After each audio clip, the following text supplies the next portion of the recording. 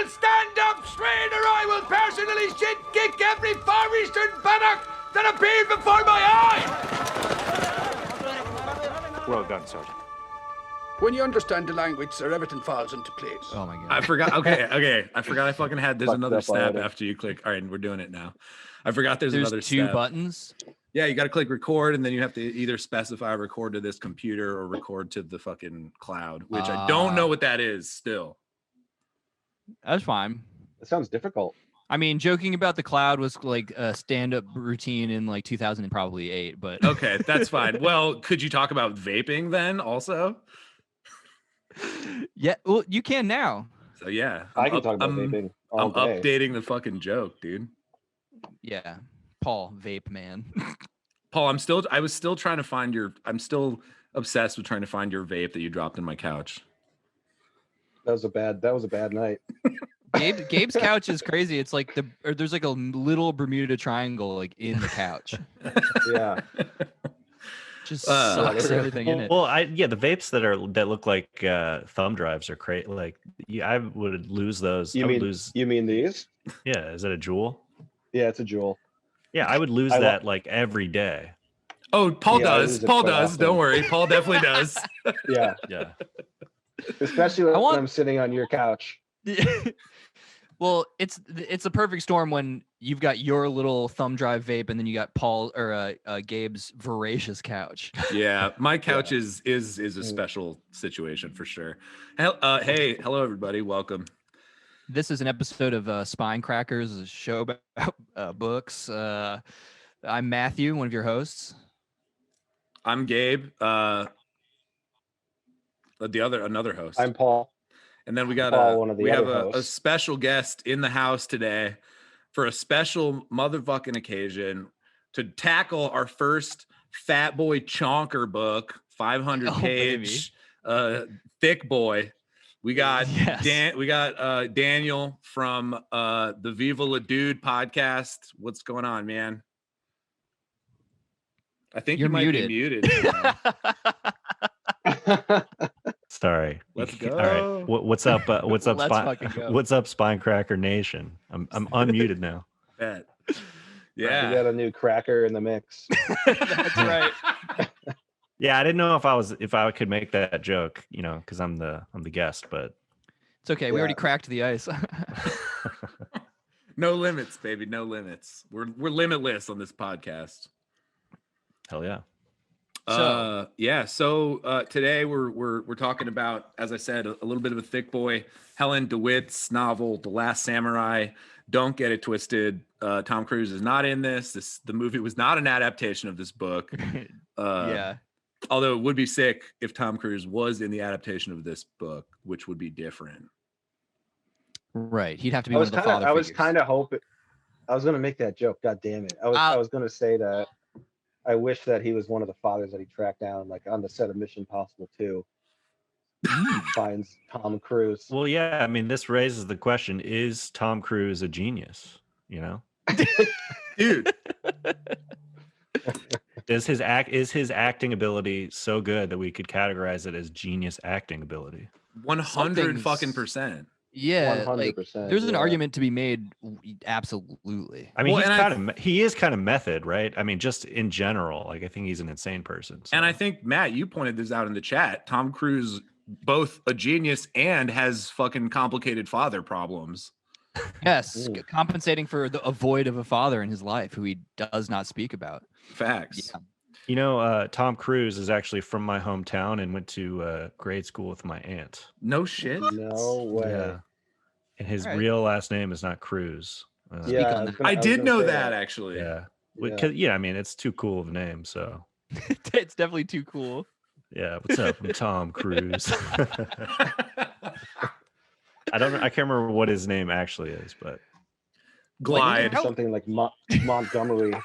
Callahan or something. Tom Callahan. Why did he do that?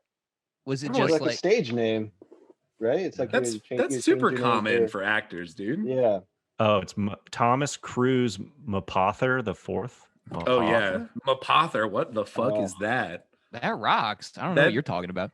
I mean, it's cool. It just sounds like a cursed like Faulkner Southern family name. Like that does seem to be like what the deal was with his family. Yeah. So Matt, this was your choice for a book. So if anyone's mad, directed at Matt. And yeah. So what's the deal, man? Why'd you pick this book? What's it about? What's its deal? I mean, again, I don't have a very good story as to why I chose it. I just I was kind of looking for female authors. And you know, there was like there's a fun backstory to this about like it being like a sensation at Frankfurt and like this kind of like, like super excitement inducing in the book world kind of premiere novel by this young woman. And I don't know, that was kind of all it took for me to be curious. And then like I just did a little more digging and seemed like a very strange kind of story told in an experimental way. And I'm a sucker for that. So yeah, I don't know, just like landed on it. When did this book come out again? I forgot. 2000. 99 or 2000. Okay, right around. Yeah, right. Okay, cool. It was like coterminous with the Matrix. The Matrix. Yeah, and that will obviously fold in very nicely later. No, yeah, a lot of overlap. A lot of overlap in those texts. Yeah, it looks like 2000. Although, like, I think she'd been writing it for like a bajillion years, and I do think that like the shitty process of getting this thing published finally does factor heavily into the kind of like subtext of everything that's going on in here. That's part of the story of it, right? Kind of like it was rejected like mad times before it was finally published. Yeah. She would bring it around to the editors and they'd like edit the shit out of it and basically cross out all of the big huge text and everything, you know. Yeah, can you actually tell me a little bit about that backstory, because I'm not familiar with the whole like problem with it getting published. I'm not totally sure. It took her a long time to write it, but then it took way more time than that to sort of shop it around. Okay. And most people were just, kind of like, what is this? What the fuck did you write? I really love like this like run of pages. Can we sort of just axe everything else and make it more in this vein? You know, the kind like the normal shit that like would probably infuriate somebody, the way that like Herman Melville literally got told to put like like bosomy maidens in Moby Dick instead of a whale. I mean, I don't know. I'd kind of read that instead. Mm-hmm. Yeah, bosomy maidens. White heaving décolletage.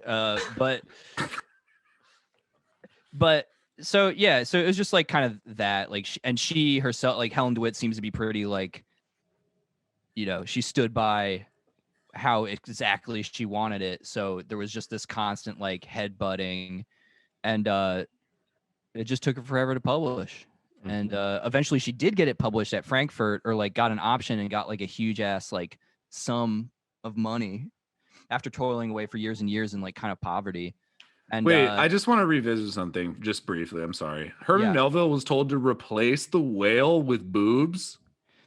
No, he was actually told to replace the whale with something like a villain of some kind that was human, and include hot bitches in it as well. Got it. And that's true. That is true. So make it like the Marvel comic book of deep sea fishing. Whale fish. Alternative Aquaman. Title. Yeah. Alternative title. Mo boobies for my dick. God damn it, Gabriel. All right, female authors. I'm sorry. Yeah, we're trying to celebrate female authors. Do you ever think that the mind is sort of like a phallus that penetrates into the harder questions? Oh God, fuck. Okay. So yeah, do you want to give a crack at? Yeah, keep going. Sorry. I don't know. She got a big lump sum. But as soon as the actual process of getting it ready for printing came about, they started hacking and slashing it again, and there was another protracted time period of withdrawing from that, further deal, and then getting it published way later. So that's it. So she's pretty down on publishing and just the general approach. And then she had to change the name, right? Did she? Oh Or yeah, was because wasn't there a thing with the name? Yeah, Or she am changed I- it to Last Samurai.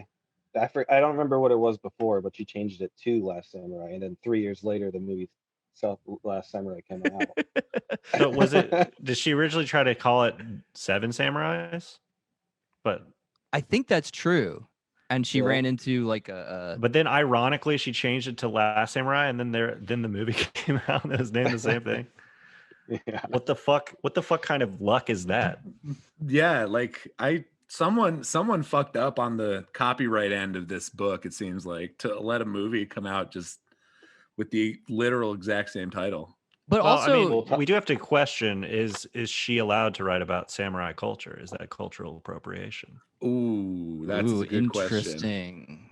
Interesting. Hold on, but isn't The Last Samurai also, wasn't it a source material for hold on.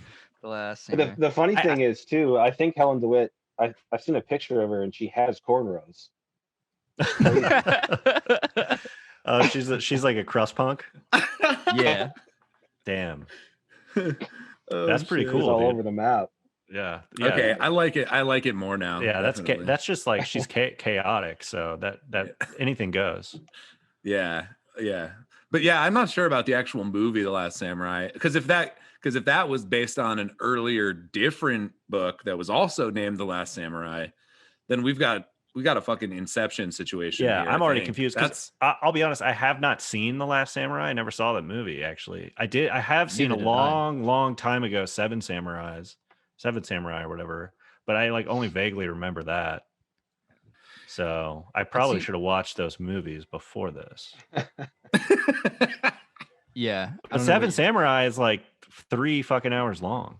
Yes. It's almost as long as this book. Yeah, that's true. Yeah, it's got sumo thickness, all like this book does.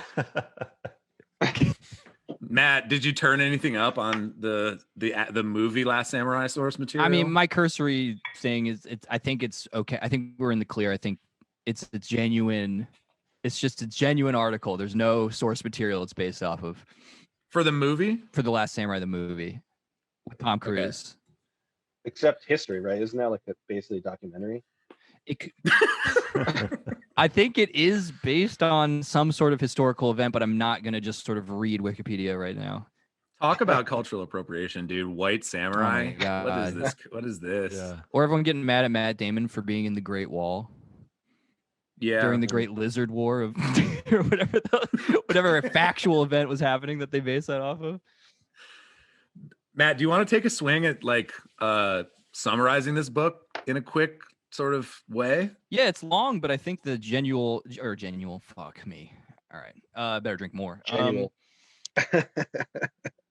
The general like plot points are fairly straightforward. It's just like this very strange woman has a sort of ill-fated one-night stand with this guy to kind of just basically shut him up. It's kind of almost, questionably rape.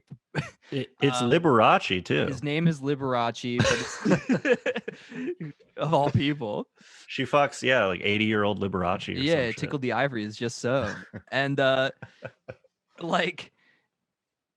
very little described about like her finding out she's pregnant and like having a kid. We just sort of jump to. And she's an American student in England, right? And this guy is a famous British writer, Liberace, right? Yeah, and Liberace is a nickname that she gives him because she finds him crass and, déclassé. She has a son. She names him Ludovic. Her name is Sibylla. And Syllabus. Yeah, her name is Syllabus. So might as well be.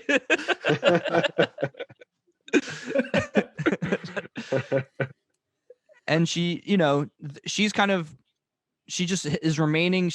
evading her own family situation, which the book starts off kind of giving a brief history of, and just living on this, like, I think pretty much expired work permit or something in the UK, in London, and just like kind of like doing like weird proofreading and some copy editing and shit, and like eking out a living. And then meanwhile, in the meantime, sort of raising this son she had as a single mom, Just a quick point of clarification. Ludo is not his legal name, right? There was something at the hospital where like they just were like checked a box and he's like legally named like Steven or David or something. I don't think we ever find out what his actual legal name is. Yeah, he doesn't have, I mean, his legal name is Steven, I believe, which is why when she goes to like that parent teacher consultation for his school application, she keeps having to say it. But yeah, that's all part and parcel with like all the themes that are going on, where she's kind of giving him this like weird education, homeschool kind of thing based off of like J.S. Mill and Yo-Yo Ma's dad, and movies as in lieu of any sort of father figure and all this kind of weird shit. Which I think it's kind of just worth mentioning because I think it's funny that she just like refers to the male, like, teacher Yo-Yo Ma's dad as Mr. Ma, which is just Mr. Mom. Mr. Mom. I fucking didn't catch that. Fuck. Is it racist to laugh at that? Yes. That's a good movie. For the record, I did not laugh and Matt did, so I laughed. Everybody. Thank you. Guess I'm in the clear. You're on the right side of history, Paul. That's good. But I'm just gonna wait. I want to just interject that being raised on movies and silly books, like that's really no different than now being raised on the internet. So kind of like a precursor to the internet age, I would say. This is interesting because the book was like primarily written just like there's a computer in it that Sibylla uses to work on, but like it's just shy of the .com boom and any sort of ubiquity of a computer. It's mostly in the early 90s, like 90 to 93. So yeah, he just doesn't have that, which is kind of interesting.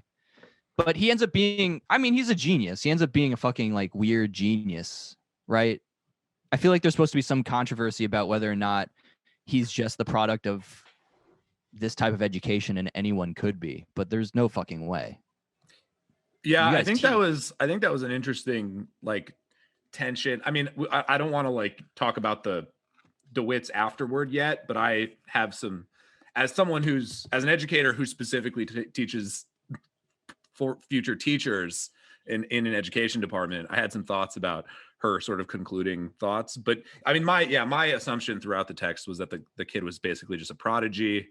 Like, because it also seemed like once you get a sort of glimpse into his head, it's pretty clear that he's like actually not really getting much out of the way she's trying to teach him. He's always kind of like way ahead and just kind of like, let's fucking just get this out of the way so I can do the shit I actually want to do. Right. And what he wants to do is, do what a kid wants to do, which is like he's told not to ever inquire as to who his father is. So like, I would say like the second half of the book is like him just seeking out a father figure, and he finds his actual father, is disappointed, and goes on a quest to sort of gather superior dads. And it gotta catch them all, dude. It really is. He's like Pokemon Dad Edition. I formally propose a change of the name of the podcast to Superior Dads. And he's just like, I don't know. It concludes, I think, pretty grimly. I don't know how y'all felt about it, but like, it.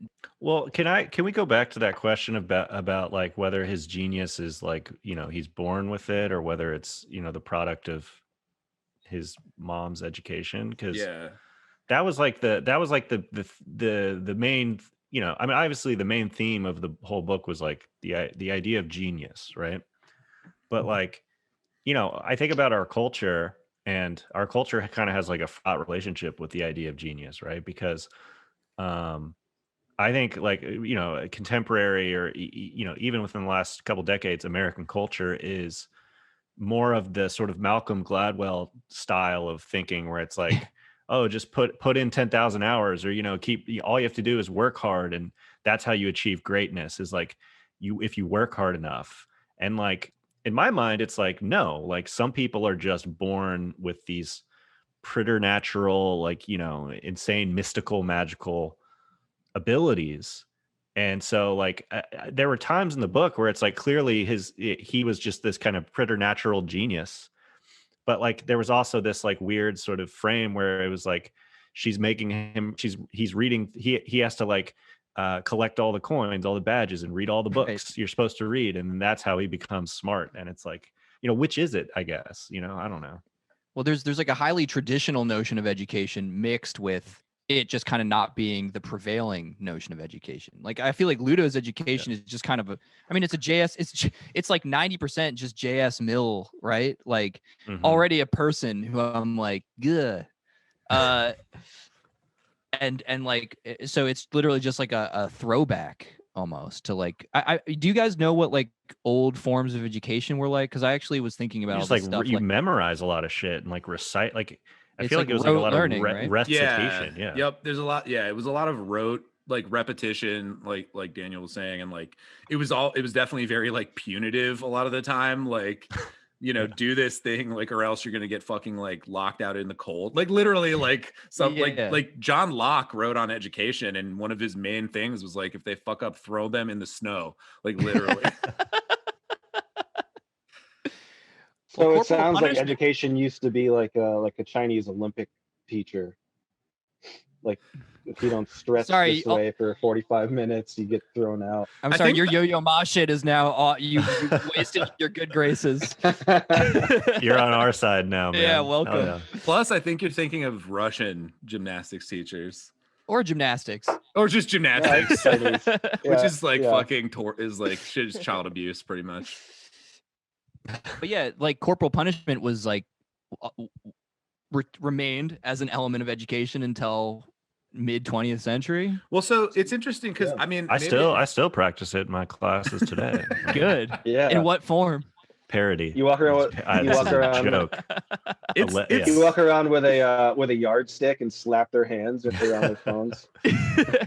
No, but I went to Catholic school personally. I went to Catholic, like, high school or whatever. And our detention was called jug. Like if you got detention, you got jugged, JUG, and it stood for justice under God.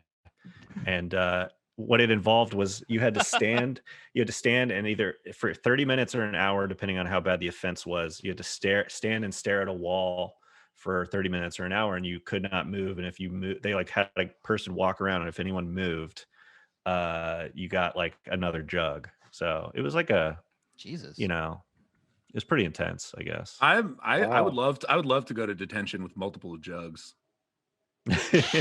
Yeah, baby. But boobs. Yeah. Bless. Yeah. Easy way out of that, right? Just shit your pants. Yeah, that's a good move. People aren't as joker-fied as that. They're not thinking outside the box as much, That's a total joker-fied move. I don't even know if I could do that. If someone like was like, I'll pay you a lot of money to like shit your pants. Like, could you shit right now?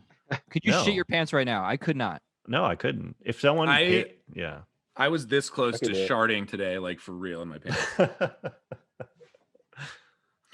Fun fact about me, last year in 2020, I peed my pants twice in my truck, and I peed my pants one of the same days I peed myself. So damn, dude. Well, that's okay. 2020 was like, the year that doesn't count. So it's like everyone was in Vegas that day. Yeah. So I just wanted to just get some clarity on the JS Mill thing. Mill enters the story as someone that Ludo finds on his own, right? Like that's not something that Sibylla is consciously using. She's more on the like Yo-Yo Ma train and just like making him watch Seven Samurai over and over again. Am I misremembering that? Like I feel like he finds Mill on his own later on in the story. You're casting doubt. My impression was that it's like the spine of the whole educational, system that Sibylla has going on is Mill, Mr. Ma, and the Kurosawa movie on loop. Well, also the Odyssey, right? Isn't he reading the Odyssey at the beginning? Yeah, she starts off with a lot of like the like Greek classics, and it's like a lot of languages education. Yeah. But that's off of Mill's accomplishments as a kid. Well, right. He finds Mill later and then is like, I'm stupid because this guy learned these languages before me. and it's he like starts he to learned it doubt at himself. 2 and I learned it at 3. Yeah. It was kind of like Qui-Gon saying, "There's always a bigger fish." Yeah. That yes, dude. It's one of those moments, you know. Yes, exactly. So I mean, whatever. It's not super material, I don't think, but yeah, it's.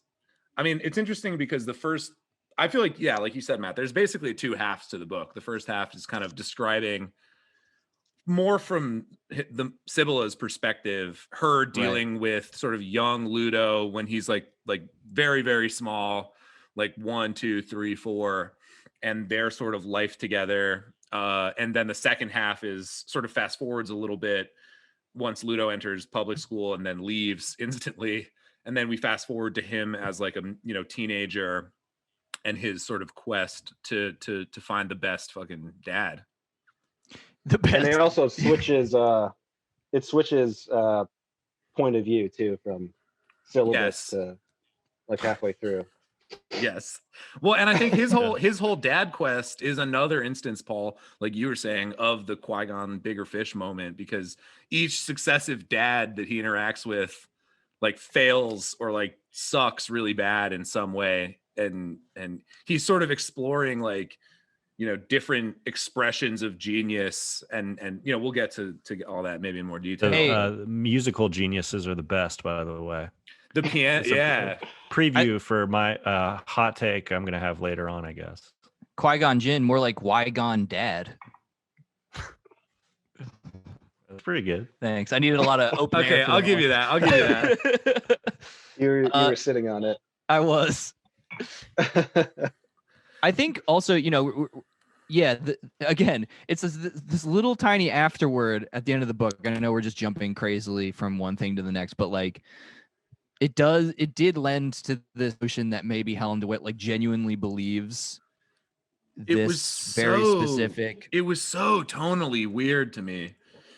However, the book itself didn't have me thinking that at all. I agree. I mean, I think so. So Sibylla, the mom, like as a character, you know, their life together is not super. You know, they're kind of poor.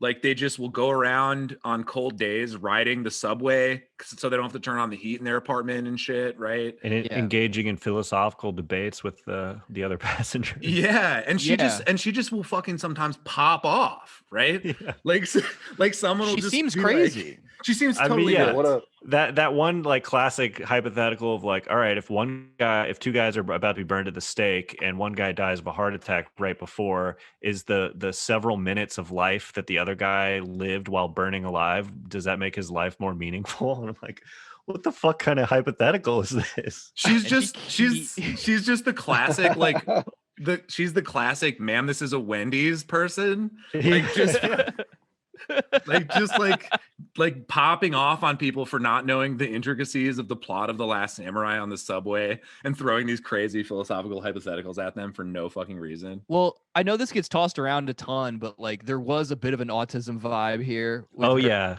I wanted to get into that. Yeah, and it's I didn't want to say it, but you did. You're being so woke right now. I hate it. There's but it's mixed with, Gabe, I think you mentioned this all, you know, on text chain or whatever, but like this Sybil is she is so depressed. And it's like that combo mixed with that weird little like prelude where it's describing like the trajectory of her dad and mom. I think that it's so, you know, we've talked about the Seven Samurai and how she watches it on loop over and over again. And like in her mind in the beginning of the book, she kind of sets it up as like, these are the, you know, because he's not going to know his father and I don't want him to know his father. This is going to be his like example of his like male role models. And she's like, just does this bizarre calculation where she's just like, he doesn't have a father, so I'll just give him 7 male role models in this movie. And like, that's a crazy thing to think on the face of it. And then over the course of the book, she just starts getting deeper and deeper into this state where she's basically like working at her job as a typist or whatever for like, you know, 10 minutes a day and then just looping The Last Samurai over and over again. Yeah. Which just becomes I don't know. or it's just Go like ahead. it's sort of like a nervous tick more than anything to do with enjoying oneself or education. This might be a stupid take, but do you guys think that because there's so many father figures in The Last Samurai, that's why he was on such a dad quest and wasn't accepting of just reading one, like just being like, oh, this is my father, I met him, I'm gonna move on. I think that's kind of he the kept whole thing, seeking- right? He like has, unless my math is off or something, he goes through 6 fathers, and then he is the 7th samurai. Does that happen in the movie? No, that's not that's not the movie. But I'm just saying, like, if we're sticking with this, like, all the fathers are the samurai. He goes through sort of 6 of them, and then sort of becomes self-sufficient or something by the end, maybe. I think one of the peasants in that movie, or something, again, yeah, didn't watch it, haven't watched it recently, becomes an honorary samurai. Yeah, if I remember, it's like there's one like older samurai guy that they get to like protect their farm, and then he kind of like, you know, like trains 7 other like misfit, like, not, you know, he elevates them to like samurai status or whatever, basically. Helen DeWitt's gonna listen to this episode and be like, these fucking like drooling hogs don't know shit about The Last Samurai. Yeah. I mean, like, I don't know if Sibylla gets it necessarily. Is Sibylla a genius? Are we comfortable saying that she's like a genius in the same way that her son is? No, I don't know. I think she's like really highly educated and probably on some sort of spectrum, like we said, but I think that he's like a super genius. Yeah, they seem of a different kind. Yeah, and she's just like, I just took her as being like hyper educated and hyper into anything with an intellect. Yeah, you can tell she's someone he's going to be embarrassed of soon. You know what I mean? Yeah. I think Sibylla's character, so like Daniel, you said earlier that one of the main themes of the book is like the nature of genius, and sort of like, you know, what, you know, how do we identify genius? What does it mean? What does it mean in the context of education? I think one of the other big themes of the book is family, and like what it means to be in a family, and what it means to sort of like love your, you know, the people that you're forced to be around because you were born near them. And I think Sibylla is operating, for me, I mean, maybe I was just reading this in a fucking dumb lefty way, but like she seems to be operating from a deep place of class anxiety for a lot of the book. She has this like repeated refrain where she talks about like, you know, no, you don't know what it's like to be from a town where the most exciting thing is a new motel or something, right? Because her family, that's how they made their money, is by sort of moteliers. They're like moteliers. Moteliers.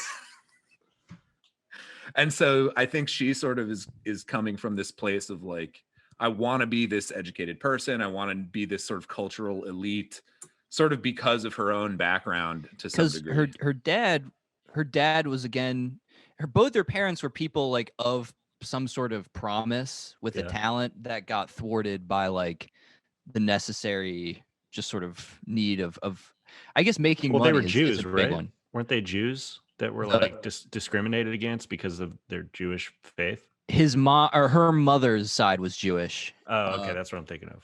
Yeah, because like her mother's father, her grandfather was from Europe somewhere, I forget. But the dad was just like, you know, he was kind of like Ludo a bit. Yeah. And then his dad was like, I don't know, somehow convinced him to go to a seminary instead of Harvard. And so that little bit of historical wound to try both sides. Right. You know, see how the other half lives, I think he literally says, or something like that. Like, don't knock it till you try it. AKA being basically a priest or something. He ends up becoming like a weird like pool shark. Being a monkdom is a variety of genius. I don't know if you know this. Is it a spiritual genius? Spiritual genius, yeah. But so genius. So like, I mean, so why the book itself didn't strike me as something that was purely just suggesting a superior alternative sort of way to live and educate is that there's a lot of like baggage everyone has that they're kind of constantly bringing to the table, and they're just kind of all reacting. They're all very reactionary to their immediate circumstances and just doing the classic thing of like hard swing against as their entire identity. Did anyone pick up on it's just talking about Sibylla again a little bit as a character in the first half of the book when we're still sort of in her perspective? There's like a few moments that it's not like a prominent thing, but it happens like 4 or 5 times, I think, where she describes being spoken to by this entity called the Alien. Yes.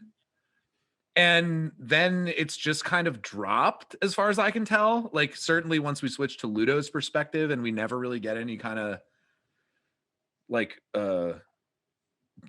resolution to this entity or whatever that's talking to her. And I just wondered how that factored into your thinking about her as a character. That is where the autism thing first entered my mind. Yeah, I mean, she struck me as like autistic almost as much as like her son.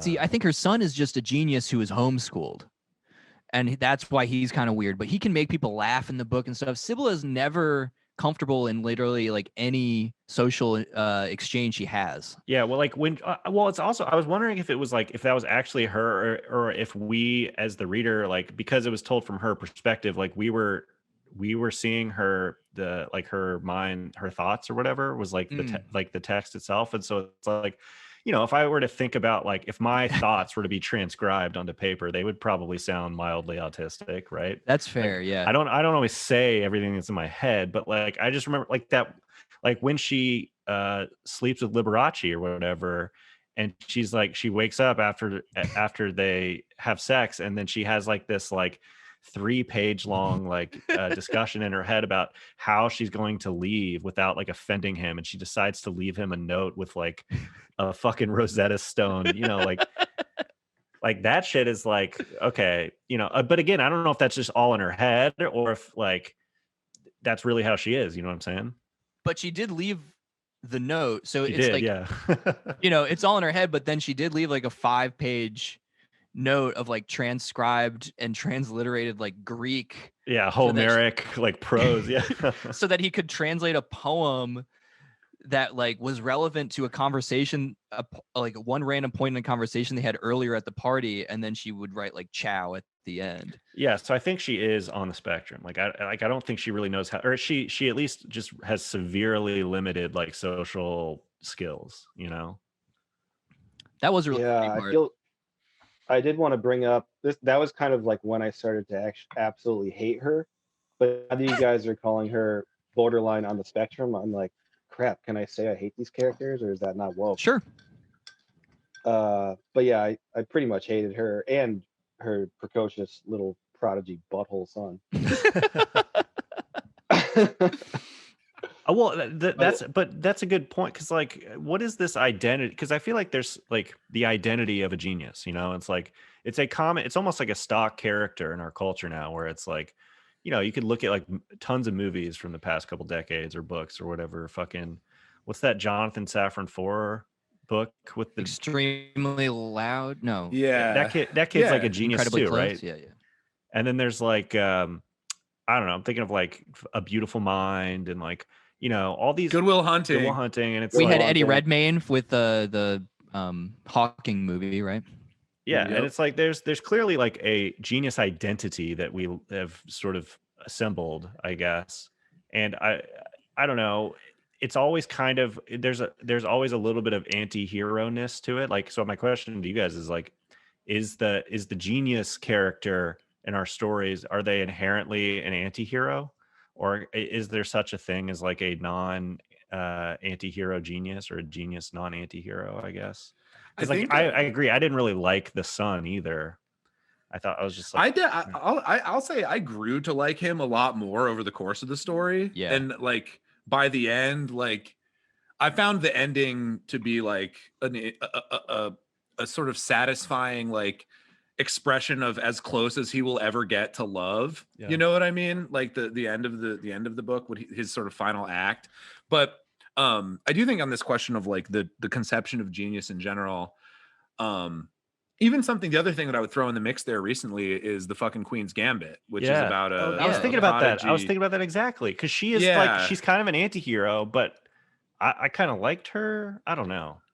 Yeah. She's, you know, damaged and like has some, she's an addict. Yeah, exactly. Her thing is drugs rather than maybe some biological thing or whatever, if we even want to use that term. But yeah, I think definitely we have this sort of cultural obsession with figures of genius. And of course there's a couple genius chess players in this story too. There's a sort of extended like parable about them.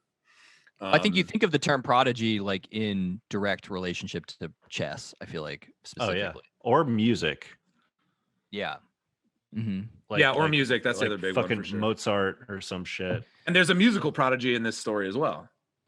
Right. Yeah. Prodigy is attached to like some like formal arts or something. Like high art, you know? Yeah. With like firmly established rules. I don't know. What I would also call someone like Neo a prodigy. And the Matrix came out 1 year before this book. So I think she ripped it off. And I think the Prodigy, the musician, was also in the Matrix soundtrack. The Prodigy was around way before that. Yeah. Prodigy. Yes. So this book is plagiarism. Episode over. We've been really like busting open a lot of plagiarism with all the books we've been reading. Yeah, we're exposing the truth. We're like the magician guy on Fox who exposed all the magician secrets. Yes, sir. What is that? QAnon? Are you talking about QAnon? No, like back in like a decade ago, like the masked magician, some guy went on Fox and was like, "That's what it fucking is. I'm gonna tell the industry's secrets," and he showed how they do all the magic tricks. What I love about that is like it's so funny that like it's such a huge deal when someone comes on and explains how magic is done. Like it's some crazy thing. It's like we should all know it's fake already. Like without someone having to like walk us through it. I just want to believe, dude. I want to believe. This is what civil I rewatched The Prestige recently, and that's easily like probably a top 2 Christopher Nolan movie. Tesla, genius. I love that movie's good, dude. The Prestige. It is very good. That is a good movie. Yeah. One guy is just so much crazily more dedicated to beating another guy. Wait, is that the one with who plays Tesla in that movie? David Bowie. David Bowie, dude. Yeah. F's in the chat.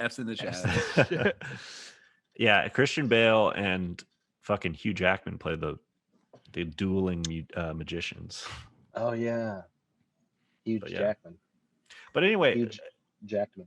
I don't want to take over the conversation, but I had one other big thought was like, can we rank like which kind of genius is the best? Oh fuck yeah! Because I think musical genius is the best, honestly. Whoa. Because in my mind, like, and this is kind of just like reinforced by this book, like music is this kind of beautiful combination of both like math, because there's like a mathematical component to music, but also like language, because you know, like there's a musical language, but also there's like an artistic and compositional quality to it, because you have to like compose and arrange things. So it's like, in my mind, music kind of like brings together all the different like things that you can be a genius in into one central like expression. And so the musical geniuses are actually the highest level of genius, in my opinion. Ooh, bold claim. I don't know. To me, it's hard to like rank geniuses across all categories. Like, there's so many factors for me. I mean, Kobe Bryant would be up there. Counterclaim. Yeah. I mean, athletic genius. I want to get to Physical intelligence is legit. Yeah, Tom Brady. What can you say at this point? I mean, I would say, okay, and I'm not. I think you made a compelling case, Daniel, for musical genius. I mean, I think for me, and I'm not just saying this because of the Queen's Gambit. I fucking played chess when I was a kid. I played semi-competitively. The people who fucking just preternaturally get chess on this deep level, it's insane to me what they're able to do. Is that a subset of mathematical genius though? I don't know. Because like it's I think it's an expression of like math. I think it's mathematical genius, but I also think it's like artistic genius in a way, because it's about patterns and like visual structures, even more so than it is about mathematics. Like there's not a ton of math in chess. Like you can do a lot. You can do math about like, okay, how many options does this move open or like close poker. Off or whatever? You can't do like card counting. No, it's definitely not like poker. Yeah, no, definitely not. Well, and I also will just say that I think I'm more impressed by it at some levels because I'm a very competitive person, and like chess just being like the most open information game that's available. Like you just beat people. If you're better, you just win. And you just fucking can see everything the other people are doing. You're not smarter than me. Dude, you're fucking not. Well, I think Rook to Bishop 5, bitch. Yeah, the fianchetto wager. Well, yeah, no, but the literally Sicilian. I just Sicilian your ass, motherfucker. Yeah. I just dorked your mom. I'm so bad at chess. I don't know shit about this, dude. Switcheroo. When I was a kid, I was really into chess. And I bought a nice like chessboard. It had like the frosted glass and everything. And I played my neighbor, and I was into it for like 2 months. And I was like, playing online and all this shit. And he beat me in 3 moves, and I've never played since. Owned. You got fooled. Like, you got fooled. Not for me. You got fools mated, bro. You got fools mated. We heard okay. our friend Andrew was a speed chess guy. Yeah, and he went down and fucked with those dudes in Washington Square Park, and got played. Wow. But the whole, like, even, they're like the scene from the show, just because it's something a lot of people probably seen, where they're in the car and they're playing a game just verbally, but keeping track in their head. That's the type of like spatial modeling shit that like is just insane to me. And people really I don't have, like, my mind doesn't, whatever kind of mind you need to be good at chess, I don't have, like I just don't think that way. Like the idea of like seeing like 4, 5, 10 moves ahead, like I just cannot process, like my brain cannot process that for whatever reason. I don't know. Yeah, so I think maybe that's there's just like why I don't like it. A high level of like visual abstraction that you need to, and I don't have that either. But I want to talk about. Okay, Paul, go ahead, Paul. Sorry. I just wanted to get back to Daniel's point a little bit about like music being the best genius. Is there a proponent of like the finished product of that genius is something tangible that other people can experience? Does that make it better for you? I think that's part of it, but there's a sort of social or component or experiential component to a lot of different types of genius. Even like you were saying, like you said Kobe Bryant would like be up there. Like, I can watch, like we can watch Kobe Bryant play, and that's kind of the same thing as listening to like a really great song, I guess. So yes, I do think that being able to consume and experience some expression of genius is important to being able to rank it. But I guess my just a point was just that like music to me brings together some of the fun, like brings together more of the fundamental like elements or ingredients of genius, like math and composition and language, more explicitly, I guess, than like anything else I can think of. But even someone like Einstein, who, he made mathematical breakthroughs via. There's that famous anecdote he told where like when kind of like breaking special relativity or whatever, he was visualizing like an atomic clock on like a train with like two mirrored like spheres or like two mirrored like planes, like, and the photon jiggling back and forth on like a moving train, and like the amount of visual abstraction that's required to create the notion that he then proves mathematically is Well, and that's just fucking straight up creativity. Like Exactly. like that example too. You know what I mean? Like, I mean, I also That's think what I it's was trying to say interesting with think about, composition or whatever, like is creativity. Right. Yeah. Well, and I think, I mean, I think that's a question that's just sort of asked in the book, because like I don't think Ludo doesn't land on anything. Like he's fucking 11 years old, which is hard to remember at all times, because he's, you know, talking to grown men who treat him. He never gets into his teens at the end. Like, he's 11 by the end? I think he's 12. I don't think he even gets, he doesn't even make it there. Okay. But like, he's not landed on anything. He's not a genius in a specific way. He's kind of like just, you know, he's kind of flying in the face of specialization, which I think is one of the criticisms that DeWitt has about education. And like, you know, she kind of throws a little bit of shade at STEM and stuff for its like practicality above all else and all that kind of stuff. But like, yeah, we don't have polymaths anymore, you know? Yeah, right. I think that's the thing. And then the biggest question is like, that I don't think is really answered satisfactorily, is like, it seems to be more about what your entry point is. Like there's a lot of resources that can be just sort of you know, available to you kind of ambiently, but like what are you kind of forced to start doing when, and how does that affect your perception of what you can do later? Yes. So I think it's definitely a developmental question, or the way it's posed in the book. And I think like, because the book, the structure of the second half of the book kind of runs through the gamut of a lot of these types of genius that we've been talking about, right? Like there's a guy who's a traditional kind of STEM science genius who becomes a public like figure, has a television show, and he's like a kind of like a Carl Sagan type figure. And then, you know, there's a guy who, you know, is a painter, like an artistic genius. There's the worst kind of genius. No, I did recently watch the that movie though, At Eternity's Gate, with Willem Dafoe playing Van Gogh. And what did you think? I've never even heard of that. I liked it a lot. I mean, I love Willem Dafoe. I hated it. I liked it, but it gave me like a weird appreciation for painting that I didn't really realize I had. But anyway, sorry, I didn't mean to interrupt. No. I would rather hear you guys talk about that, because no. So you said then we get the painter genius. Then who else? Yeah. So we got the painter, the STEM genius. Yeah. His real father is like a travel writer.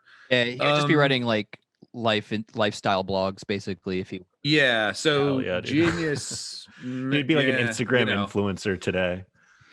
Right. Exactly. And then one of the other guys is like one of the youngest people to ever get admitted to Oxford, and he's like a chess player. And then there's the piano player, the musical guy as well, later at the very end of the book. And I mean, I think it's interesting to just sort of think about like what sorts of things we admit of the term genius as a descriptor, right? Like, you know what I mean? Like, could there be, and I wonder if that's not a limitation. Is LeBron James maybe not the book, right? Yes. Or like, could you be a genius? Could you be like a genius friend, right? Could you be a genius fucking, you know, romantic partner? Yeah. Can you be a genius I mean? Like in compassion or empathy? Yeah, exactly. Like the things we just use the word genius to describe. I think that's an interesting thing that comes out in the book as well. Is the Dalai Lama a compassionate genius? Yes. Mother Teresa. I would say yeah. I think those are good examples. Well, what you do is you end up just sort of, I don't know, like destroying, or I don't know, ubiquitizing genius a bit in like, I think a good way, you know, or like you make it have so many more facets than just like some, you know, just not Elon Musk.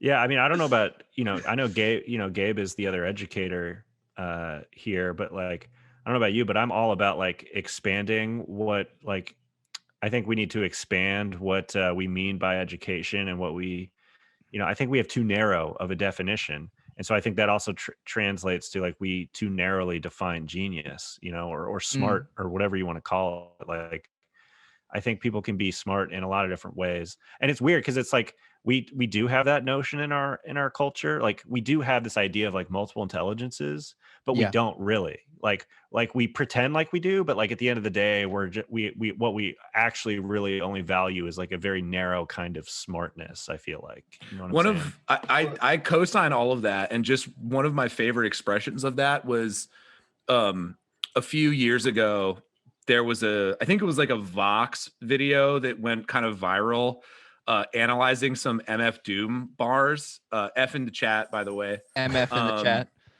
R.I.P. R.I.P.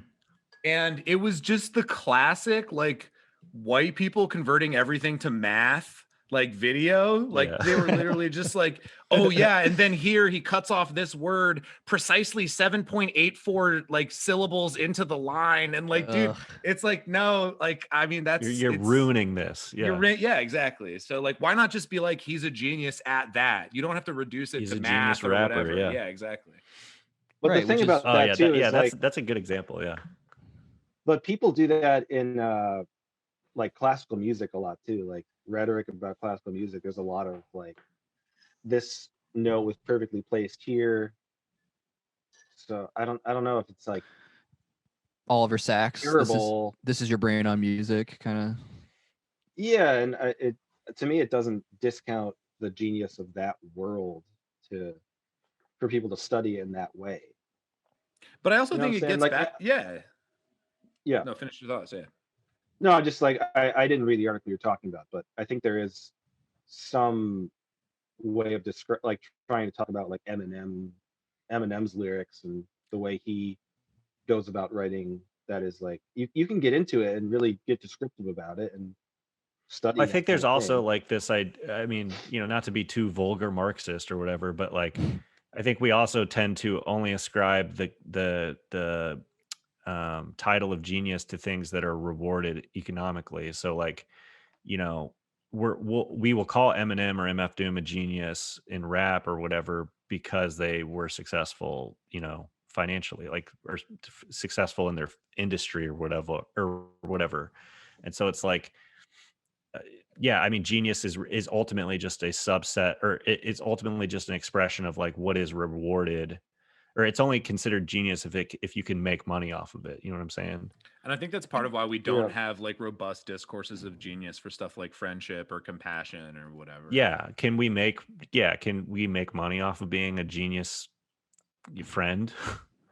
Well, I think that kind of that idea kind of makes its way into the book. Not genius. I mean, I think also, yeah, like what does all this stuff mean in terms of ourselves and our interpersonal relationships and any sort of what, like value in the larger sense, not, you know, monetary value, obviously, but like they're poor. And I think that's like a big part of it is like, yeah, they're not getting rewarded for this. They're kind of actively punished and regarded as weird, and even through praise, encouraged to conform a bit more. I actually think that's a really good point, Matt. And I think it also speaks to something else that's important about our discourses of genius, which is that if you're a genius, you're either like super prestigious and successful, or you're some kind of freak. Right. And I think that like this book with its characterization of Ludo and Sybil's sort of life and their relationship, like kind of walks that line in a really interesting way. And that's what the dads are. They're just various avatars for types of prestige a lot of the time, it seems. They're like the Carl Sagans and the fucking, you know, yeah, like the artists, the millionaire artists. The Basquiat. Yes, exactly. Yeah, just like all the types of ways that, you know, daredevil, you know, journalist. But like, you know, I think a lot of, at least recently in our culture, there's a lot of backlash against those types. Like, I mean, you guys, you know, I know you guys have joked about it on some of the episodes I've listened to, but you know, like the sort of anti David Foster Wallace thing, where it's like, it's like there's an entire identity about hating David Foster Wallace that, as far as I have ever encountered, like I've met way more people who hate people who like David Foster Wallace than actually people who like David Foster Wallace, you know? Yeah. I mean, like my opinion is like David Foster Wallace is fine. Like I I've liked some of the stuff I've read by him, you know, or whatever. But there's this whole fucking like genre of essay that's like, you know, David Foster Wallace, the danger of treating of David Foster Wallace as a genius or some shit, and it's like, right. I don't know. I don't know. It's just like we have like this weird fraught relationship now where I feel like, you know, some things are it's okay to be a genius in some ways, but not others, you know? Well, and yeah, no, I think that's right. And I also think like just to sort of get back to the point I was making earlier about Sybilla's kind of class status and her class history, you know, the other thing is that there's always economic and class aspects to this too. Like even, you know, Matt mentioned Elon Musk a minute ago, right? Like one of the, that dude's a fucking dumbass. Yeah, exactly. Right. And in all the ways that count, he's fucking stupid. That's what I'm saying, right? He always so like what Elon Musk is a genius at is having fucking rich, like apartheid parents. Yeah. He also that is a kind of basically genius. He's a genius of privilege, I would say. Privilege genius. Yeah. Don't weaponize our very notion against us. He always seems to have like some sort of liquid that's about to come out of his mouth too. The way he speaks is just so odd to me. He's like, I wish I could do an impression, but like, it's like he has dentures that aren't totally in or something. I don't know. I mean, his hair's fake. His teeth might as well be. Yeah, he definitely has enough money for plugs or whatever. I saw a picture, successful plugs. I saw like a before and after picture of Elon Musk recently, and it's that classic picture of him with next to the like 90s computer with the PayPal thing, being like, and he's got the fucking bald whatever, and then a picture of him today, and I'm just like, this guy is fucking Benjamin Buttoning it, and it's like sick.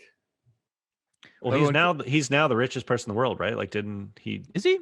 I think he, or at least temporarily overtook Bezos because fucking Tesla is like the value of that company. It's super inflated, but well, see, it's funny because we keep dancing around like I don't know, saying point counterpoint almost to this kind of thing, right? Like Elon Musk, ascribing genius to a person and therefore some sort of supernatural infallibility in their decision making and their desires and blah blah blah is a great argument against a person like that, where you're like, no, this person isn't some fucking tech god, god emperor of Dune worm person. He's a dork and he's probably bad and he's just riding off of apartheid blood diamond money.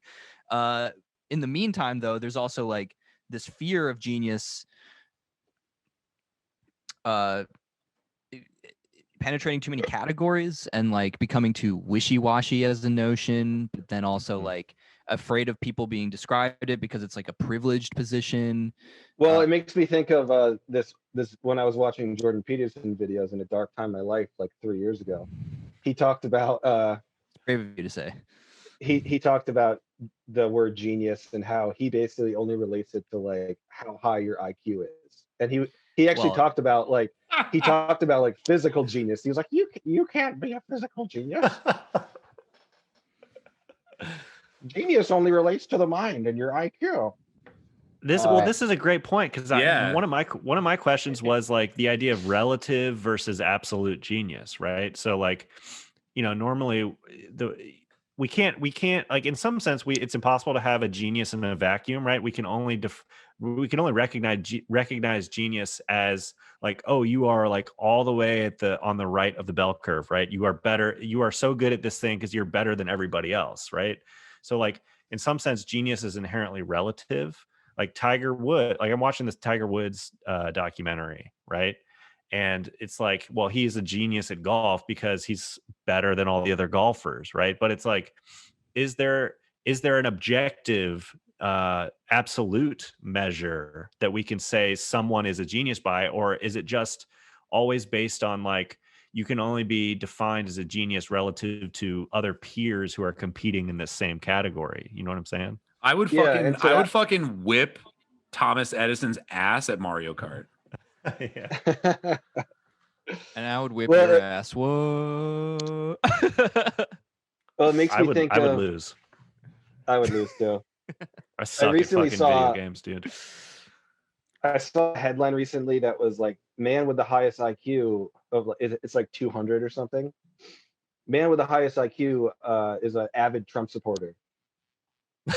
Right. It's like, okay, what is that? Okay. Because facts and logic don't care about your feelings, bro.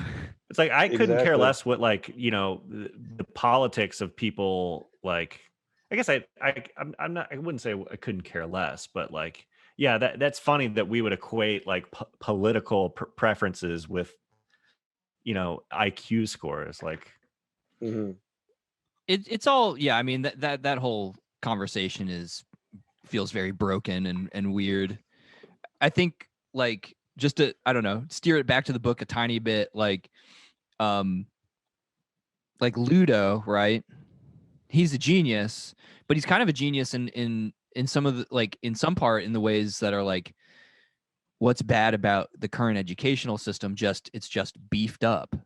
It's like he can sort of memorize a ton of shit and you know, prove that is doable on a much like more ambitious scale for maybe kids that don't normally get exposure to that kind of stuff. But like, other than that, you know, he's walking around trying to convince that physicist in his head that he's like worthy of being his fake son because he knows a bunch of like fluid dynamics equations. Yeah. I mean, to me, the question with Ludo and syllabus is like, is their genius or their hyper intelligence related to a hyper enthusiasm for the topics they like to learn about? Like, and how much does that relate to anyone's genius, really? Like, Gabe, you were talking to us a few weeks ago about speedrunners, and I mean, I think you could classify like the best speedrunners in the world as maybe being geniuses. Shout outs to Cheese. He just broke the Super Mario 64 record like a couple days ago. Yo, bless. But like, how much is that just a hyper enthusiastic attitude towards any given topic, you know? Well, I think it's interesting. I mean, this is something that we talk about in education a lot. I mean, I think the sort of relationship between like ability and practice, right? Like there are people who, just to keep with the speedrunning metaphor a lot, or chess, right? Think about chess. Like that's something that's probably more relatable to most people. There's people who are in the chess community who, you know, people are like, if they're so good just kind of naturally, if they even practiced a little bit, like they'd be the best in the world, but they just don't fucking care, right? They're just like, whatever, I'll play a little bit, I'll be pretty good. And then there's the people who just grind and like they memorize games front to back, and like they just sort of practice over and over and over and over again. And that's how they get good. And I think that, you know, both, like, I don't know, if you get good at something just by grinding it over and over again, maybe we can call you a genius of dedication or something. You know what I mean? Like, I don't know, like a genius of self-discipline. Well, yeah, I also think though that if you're grinding that much over any particular subject or game, it can actually like open, like if you're not an abstract thinker and you're not that good at chess when you first start, but as you grind, you learn more about it, and that might actually like open up yourself to be able to think that way. So to me, it's a little bit of both. I think Ludo kind of proves himself to be more of a genius in the sense that I would say, because initially he's kind of got this, like, what he's a prodigy at is he seems to just have this kind of like eidetic memory, and he's able to retain a bunch of data points that like most people could not, including myself right now. What seems he learns like 5 fucking languages by like age 4 or whatever. By the end of the book, he knows 20. Yeah. And you know, yeah, the question becomes, what's the use, and is that the appropriate question to even ask about his achievements? But then, like, I think what is not in question is that the measure of, this is what like humanities is all about, right? The measure of your synthesis of that stuff into some kind of self-sustaining, self-enriching and pleasant world view and kind of like identity, I guess, for lack of a better. I mean, that's a good point, because like, you know, I have a what is he now, like 2.5, 2.5 year old nephew, right? And he can't fucking read. Like, you know? Yeah. And like that's the genius of Ludo was that he was reading at 2 or whatever. But there was this other part of the book where it was like what he was reading, and like he was reading these classics and stuff, and it's like that to me, that's not real. That's kind of irrelevant to the genius part of it. Like the genius part was that he was reading and he was like, you know, hungry for consuming all this stuff, and he kept asking his mom like, I want to learn a new language and I want to do this and I want to do that or whatever. Right. And so there's this weird tension between like, you know, the content of what you consume versus your ability to consume it at an insanely early age. But like genius in the humanities, like you're talking about, it's not so much about like the content of what you read, but like although maybe it is kind of about the content that you read. Like I don't know actually what I think about that. Like the idea is like you can heighten the content, you can heighten the level and like complexity of the content you put in front of kids. I think that's kind of one of the things that I agree with, I suppose, about the book. Yeah, I agree with that. Yeah. But what you said was interesting was like it's what matters in the humanities is how you synthesize the stuff, right? Because like you can consume Seven Samurai and, you know, the Odyssey and all these like great, you know, pieces of art or whatever, but like that doesn't really matter so much as like what you do with it, like how you synthesize it, right? Do you take that the messages of those texts and like become like a better person with it? Because like I mean, I guess that's maybe the ideal, like sort of optimistic utopian vision of a humanities education is like, oh, we have people read these books so that they become like better people, right? But that's like, you know, that's just a kind of a hope and a wish that, you know, I don't know. Well, I think that's one of the things that I liked about Ludo's character is that, like, I mean, I think you're onto something important here, Daniel, about like what the nature of his genius is, because he's not good at like one particular thing. I would say he doesn't create anything really. He doesn't invent anything. He's not like coming up with new mathematical formulas or anything. He just is really good at like learning shit fast, and he wants to learn. The best student ever. Stuff. Yeah. Right. He has the sort of like ideal of like, you know, what in my field, you know, Paulo Freire calls like epistemological curiosity. Like he just like is like fucking just is there for it. You know what I mean?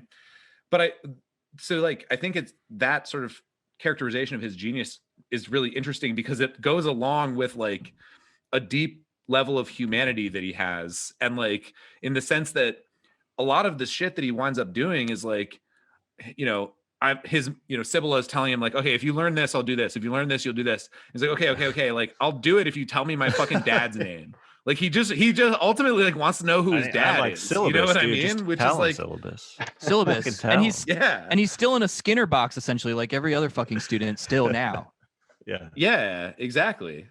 So like his motivations are ultimately deeply human. He's like, I want to know who my fucking father is, and like meet him. I hadn't really thought what I mean? I hadn't thought of that in that way, but yeah. And I thought that was like a really kind of like subtle like addition to the way we're sort of engaging with him as this kind of like prodigy genius. And meanwhile, I think that oh, sorry, go Paul. I was going to say, I think that his personality is, you can point to him being raised by his crazy mom and her personality, and a lot of the ways that he ends up acting in his short life throughout the book can be pointed to her behavior. I think that the genius aspect of his personality actually, like you were saying, Daniel, doesn't necessarily come from her education and how she teaches him. I think that more so the way he acts interpersonally is from her. That actually dovetails nice with what I was going to say, which is that like in the meantime, Sibylla becomes more and more of just sort of this impediment, and I think she just kind of remains in her own personal hell. She to me seemed like the more the book went on, 100%. The more I was like, this fucking person has tried to kill themselves. They're like terminally depressed. They are quote unquote, you know, boredom phobic. Like it's just like this and she never changes. She becomes somebody who is eventually just this kind of thrombosis in the flow of Ludo's life. And eventually Ludo has to kind of like navigate like around her. Yeah, she Which is deeply unhappy. Okay, Matt, like, okay, this might be off my shit, but I was wondering if there was like a, like, sort of, I don't know what the literary term is for this, Daniel, maybe you know, when you fucking mash two words together, because I was thinking about that same thing about Sibylla as this like obstacle that Ludo ultimately has to sort of like revolve around for his life and navigate through. And I was like, Sibylla, I was thinking of like Scylla and Charybdis, the fucking like two, because the odd portmanteau. Yeah, yes. Thank you. Because of course the Odyssey and like Greek myth and shit figures prominently in Ludo's early education. And I was wondering if like Sibylla as a name was some weird portmanteau mashup of like Scylla, Charybdis, and this fucking, you know, funnel that Ludo has to navigate around like Odysseus. I wouldn't even put, is that too deep? Is that too much? I also wouldn't, Paul, you said this is a joke. Syllabus just feels fine too to me as another thing that's just supposed to because she's just assigning Ludo shit to do every day. Like she is a syllabus to him. Like you need to, you know, read this and then you can read this. I think it's true. I think you're supposed to kind of, I mean, like Helen DeWitt herself seems, fair. I mean, I've watched like 2 talks with her. She's fair. She seems twitchy and very much likes Syllaba and so this is like more, it is because I assume, I mean, you get the vibe it's kind of autobiographical. So yeah, I guess totally. I mean, she also tried to kill herself during the process of making this book. Yeah, and she's also editor. And she's an expat, right? She lives in like Berlin or something now. And she did live in London. Oh, I didn't know that. And is she like a grad school dropout or whatever? Like that's what the back of the book says, right? Well, yeah, this kind of is nice because I was gonna say, you know, I just wanted to like touch on her own experience through trying to get this published, bleeding in, and you know, it's not something to talk about for too long. It's just that like all of this notion of people being like, whoa, like idiots on this circle line, this literal perpetual rotation device that's just never goes anywhere, like constantly just being like, that's so crazy that you would even know Greek and stuff like that. Just being like editors essentially like, well, why do you need Old Norse in the book? I mean, no one knows it. Like that's like, I feel like she's having a kind of little cheeky dialogue with all these people that don't want it in there. And in fact, I think there's more than there would be normally potentially out of spite. Well, yeah, I was going to say too that a lot of the book is written with a really cheeky humor, and DeWitt of Helen DeWitt is just, it's pretty up there. Hell yeah, dude. Yeah, I mean, I agree. I thought the book, I mean, we can pivot a little bit if we want to talk about the writing a little bit and the structure. I thought it was hilarious. I thought it was really funny in a lot of ways. We've all had a very serious conversation for the last however long, but yeah, the book is pretty funny. Can I read the line where about her having sex with Liberace? Please. Yeah, all right. Let me see if. Okay, ready? No sooner were Liberace and I in his bed without our clothes than I realized how stupid I'd been. At this distance, I can actually not remember every little detail, but if there is one musical form that I hate more than any other, it is the medley. 1 minute, the musician, or more likely aged band, is playing an over-orchestrated version of The Impossible Dream. All of a sudden, mid-verse, for no reason, there's a stomach-turning swerve into another key, and you're in the middle of Over the Rainbow. Swerve, climb every mountain. Swerve, ain't no mountain high enough. Swerve, swerve, swerve. Well then, you have only to imagine Liberace, hands, mouth, penis, now here, now there. No sooner here than there, no sooner there than here again. Starting something only to stop and start something else instead. And you will have a pretty accurate picture of the drunken medley. That's hilarious. Yeah, it is. I mean, yeah, sex. When I think about sex, I do think about music. I think about composition. Oh, I was thinking about drunkenness. Yeah. The medley.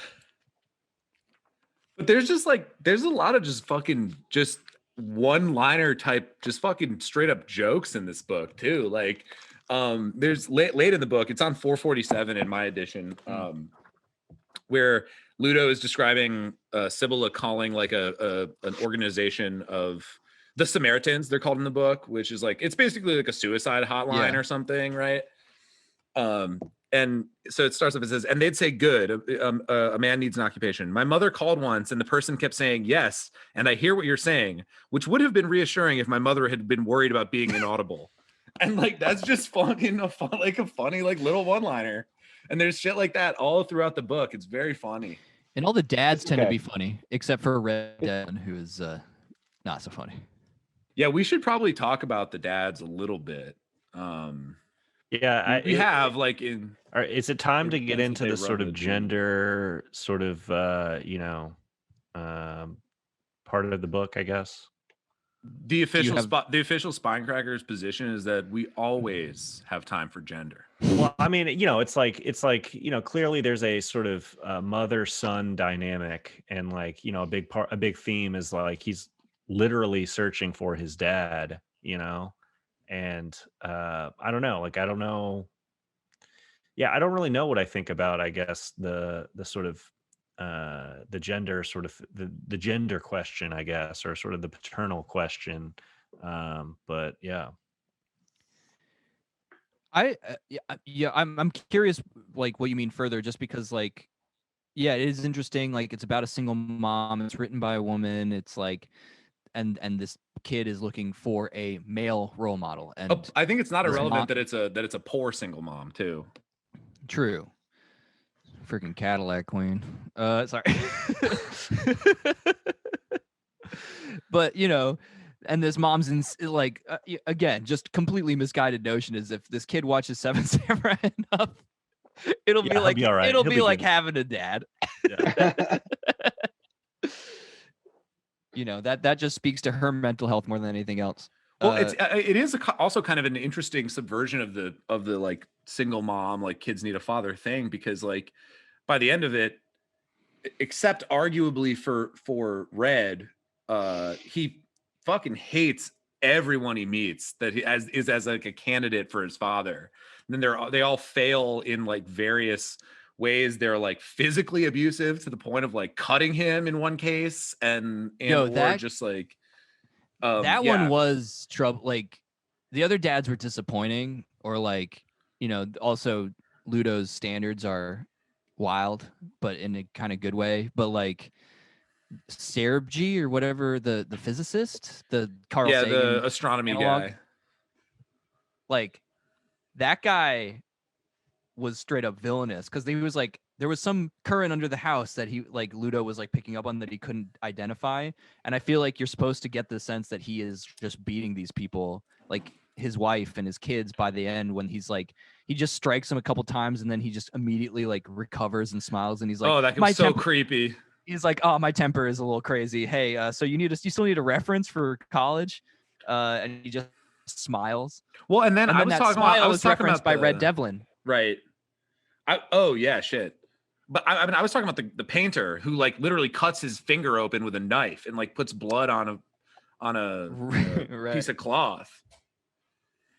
I mean, so my question is like, what is sort of what is the mainstream expectation of fathers in our culture? Because on some level, it's like the mom, I think, is expected to be the sort of, at least the moral educator of the family, right? Like the dad is kind of, to some extent absent from like day-to-day life, is just the breadwinner. I don't know how much this is changing, in recent years or whatever, but at least typically or traditionally, like, the dad is kind of like outside of the domestic sphere and is therefore sort of removed from, I think, the sort of moral education that comes with just growing up in a household, right? And so it's like, disagree. I mean, I think the dad, like, I guess if I had to boil it down, like the dad, in my mind, like the dad teaches the son how to do practical things like mow the lawn and,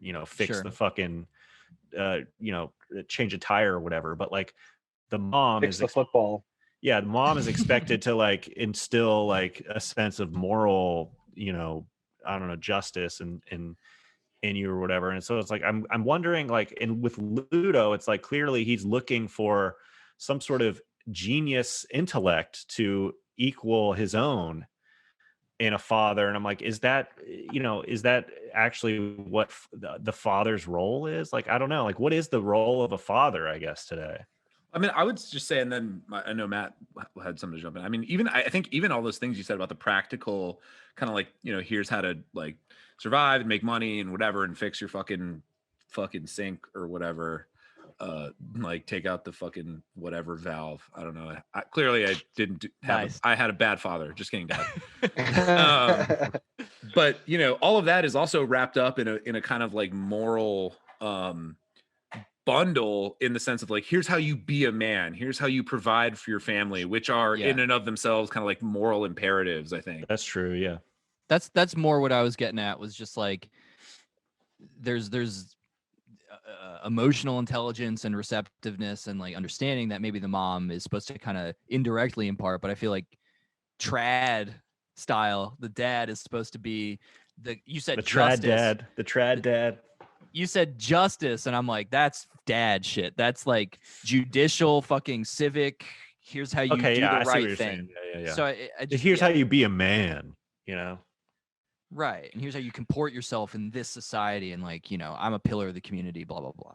Okay, here's a spice. I think that go ahead, Paul. Sorry. Well, I want to keep going with this point for a second. I think that when this book was written and when DeWitt was thinking about this book, does factor into her pretty traditional stance of like, this kid does need a father figure in his life.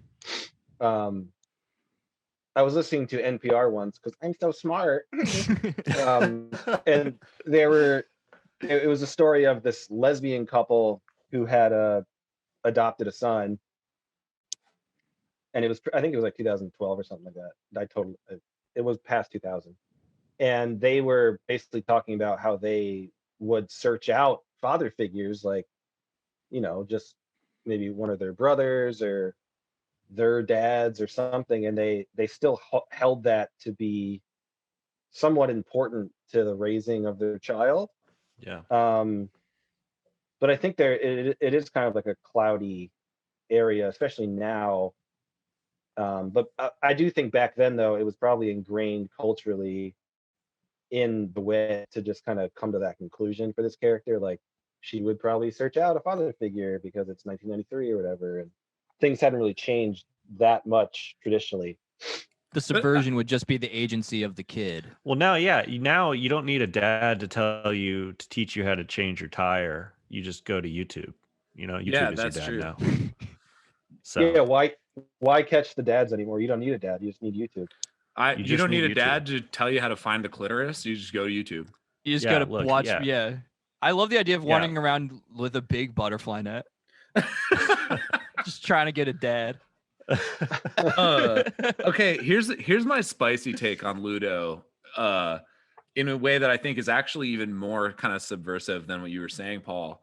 Is that I think by the end of the book, between his interactions with Red and his interactions with, I forget the fucking piano player's name. Do you guys anyone remember? He's a Japanese guy. I know, yeah, it's a Japanese name. I can't remember his name.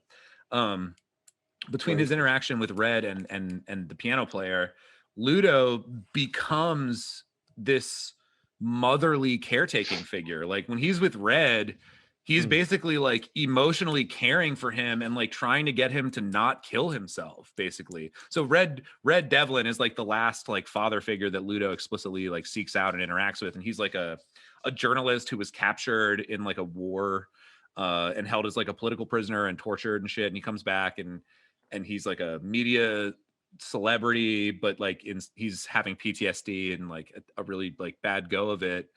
And Ludo like arrives at his house just by chance on the same day that he was planning to kill himself, and their interaction is basically just like Ludo doing emotional sort of labor to try to get him to not commit suicide. And he ultimately fails, right? The guy does kill himself in the end. But Ludo becomes this motherly figure in this really like concrete, direct way. But like that's true. But I think there is a slight wrinkle in it, which is like maybe the saddest image of the book, like something that actually like creeped me out, and like the only time I actually really got like choked up, I think, at any point reading it, is him just putting the dead dude's arm around his shoulder. Just like sitting on bed with this guy who has recently died and just slowly putting his arm around his shoulder, just like it's his dad, and crying, and he cries and weeping. That was very sad. I mean that whole exchange and like their discussion beforehand and all that kind of stuff. Yeah, it felt. I don't know if I really like get all of what was maybe trying to be communicated, but it felt like a synthesis of something that DeWitt herself was trying to get at about what's important. Right? I don't know. Did anyone else? Yeah. Sorry. Someone didn't finish the book.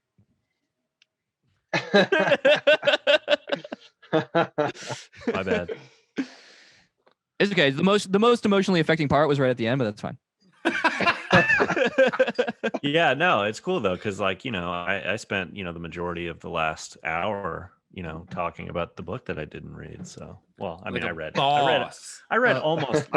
Yeah, it's like I'm back in grad school again. Yeah, like a true academic. Yeah. No, I did read almost all of it. I mean, you know, 80% of it, or not 80. Yeah, dude, it's no tea, no shade. Matt's just a shady bitch. Yeah. No, listen. It's just content. I interlibrary loaned this, even though I did get the digital version. So I don't have to return it until February 1. Actually, I can renew it. So interlibrary loan is fucking king shit. That's fucking. I like that a lot.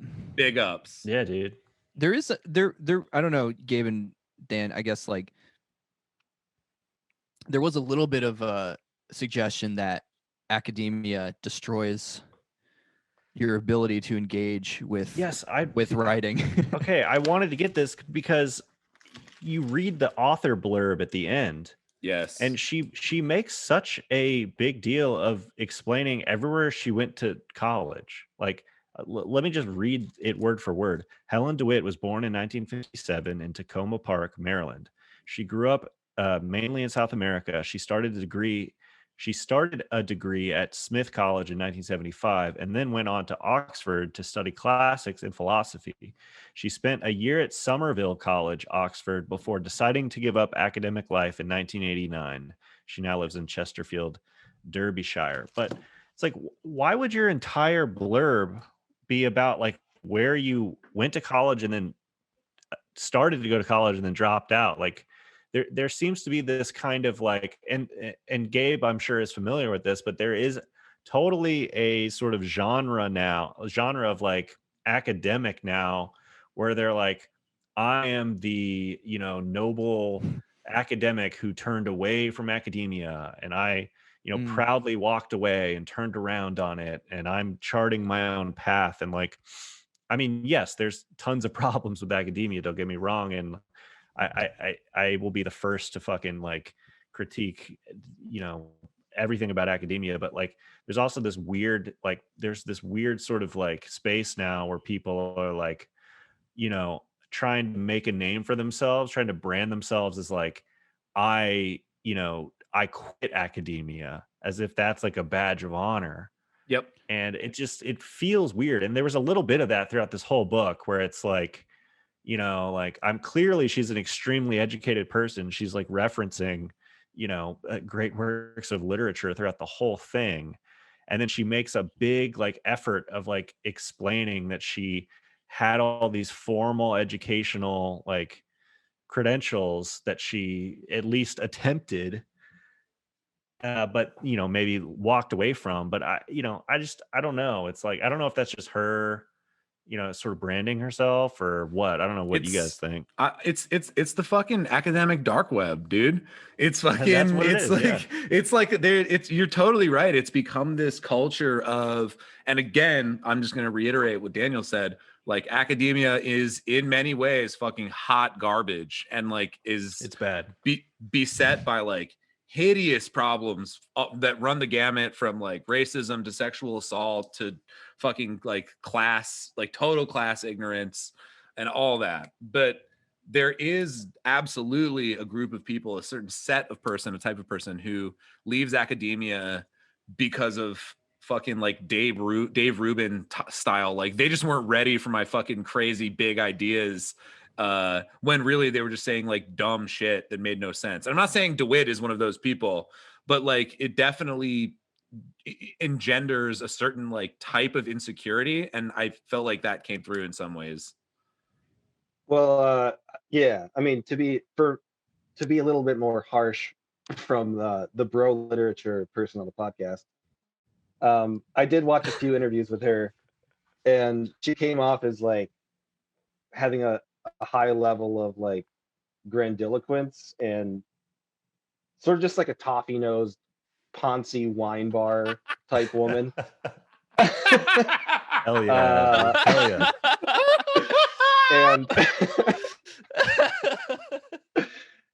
And I listened to those interviews like probably 50 pages in, and I couldn't get her fucking voice out of my head the whole time, and it kind of tainted the experience for me. I wish I watched it afterwards, but there is this kind of snobbery that is throughout the whole book, in its writing style and in its references. And I'm not saying that that's a bad thing inherently, but it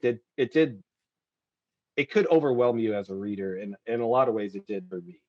I'll just say that Sibylla, to my mind, and I also watched the kind of just the really few existing interviews of her. Sibylla just seems to be pretty close to Helen DeWitt herself. You know, like I would say her saving grace is that she does seem twitchy and kind of nervous and unhappy, and hyper self-conscious. I don't know. Dan, you were talking about David Foster Wallace before. That's another sort of quality of his almost, you know? Oh yeah. Watching interviews with him, it's like, yeah, you're so distracted by his own self consciousness or awareness of himself. You know, it's like he's so aware of like how he sounds that like it's like impossible for him to like speak naturally almost. But he is also an incredible, like, but he is also like, it's just battled with this sense that he is smarter than most people. And like I think he is like you know, I would categorize him as a genius or whatever, you know, like I think he was like a very smart guy in that sense. Like he was like a genius writer or whatever you want to say, I guess. I think it's interesting that Sibylla, her kind of personal battle seems to be with boredom as this boogeyman concept. That is the topic, the straightforward topic of, you know, David Foster Wallace's last book that killed him. Yeah, I actually haven't read the last book, but I have read Infinite Jest, and I mean boredom is like a big thing in that too. But yeah, I mean like, you know, there's just sort of the tedium of, you know, 21st century American life. It's also just become such a kind of like cringy cliche, I guess. It's just one of those things that you see on like a fucking like mid-level like coffee roaster barista's like Instagram profile. Like, if you're bored, you're boring, man. Like shut the fuck up. Also, you know what I mean? Like, if you're not bored, then you're delusional is my counterpoint to that. That's no joke. I actually, when I was living in New York City, I was having a rough time. It was just a dark couple weeks, and I saw an ad for like, it was like for fucking shoes or something, and it was like, only the boring are bored. And I cried like a bitch in the middle of a train. And it was just like a like basic ass ad that like also sucked, and it just made it even worse. So I don't know. That was just a personal anecdote of that shit. No, that's deep, dude. That's real shit. That's some like Madman level marketing though for New Yorkers right there. Some fucking evil genius in Madison Avenue was like Just like feeling my anguish. Bored millennials, they suck. Just buy these shoes. Dick hard, just getting my anguish through his the ley lines that they lay, because New York City is an evil occult Babylon. So here's like a weird question that I've been asking myself recently every time I consume some sort of text. Would this book have been better as a movie? No. This one I think is difficult to. I mean, obviously Tom Cruise would play Ludo. So that's an easy casting move. Right. I think this one would be, I mean, I would love to see someone take a shot at it. It seems like an incredibly, because so much of the book is just internal monologue, right? It's just literally, like you said earlier, Daniel, just fucking like transcribing the kind of like insane autistic thought processes that no one else has access to, that we all have to some degree or another. Finding a compelling way to do that in a movie, I think I would like to see someone try. I'll put it that way. That's actually true. I would like to see an attempt. I didn't mean to just shut it down. I want to see an attempt. Yeah, I mean, like, because I was thinking about it, and like my sort of initial thoughts are like, because I don't want to get too into the fucking theory or whatever, but like, please, you could. I mean, I think we can all safely categorize this book as like a in the sort of postmodern literary tradition, right? It is like it is a very postmodern book in the sense of like how it's like constructed and like, like how it's like put together. And like in general, I think a lot of postmodern like novels or postmodern literary projects don't really translate well to movies always. Not always, but often. But I just wonder about this book, because at times, like literally, I found myself looking at like the page, and you'd have like, there would be like just a small amount of text on the page, in like Japanese or some shit, and it's like it's almost like the book was trying to be a visual medium, at times. Like it was almost trying, and there was like multiple blank pages, at least in my copy, where like you would have to like. And I just wonder how much. And then there was like stuff where, they would repeat these like tropes where they would say, like, I don't know, like the diary entries from Ludo would be like worded the same way. Right. And they would be this very like sort of simplistic sort of like diary observations. And I'm just wondering if like, it's like after I read like 4 or 5 of them, like, okay, I get it. Like this guy is like, it's like, oh, it's your 6th day of 2nd grade. Like who gives a shit, So I'm wondering if like, oh, like, you could achieve the same sort of thing just in a movie in a more efficient way. Like it's like this book is 550 pages long or whatever, and it's like I wonder if they communicated maybe in a movie. I don't know. I don't really know what I think. Like I keep wondering, like every time I read or watch something, I'm like, I try to like hypothetically transpose it into a different medium. I was gonna say, I think for me, I can all. Oh. Wait, what? Is Gabe delayed, or is that a troll? I'm good. I think we're back. Delayed. I think we're back. We're good. Yeah, I think that for me, most mediums that are storytelling mediums can be at least attempted to be translated. I think that someone could probably do a good movie of this story. I think the only thing I was thinking of is like, in A Beautiful Mind, when they show like the mathematics and like and, like the reflections and stuff.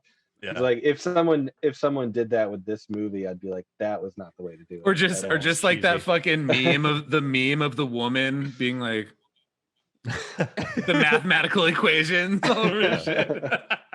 I mean, I think it's a really interesting question. It seems like, I'm not a fan of either of these guys per se, but it seems like a pretty obvious kind of like, let's do like a Charlie Kaufman, Spike Jonze collab, you know, Synecdoche, New York type fucking thing with this. I just have a little tidbit, which is that I know that Helen DeWitt was interested in this dude Edward R. Tufte, who is a data visualization guy.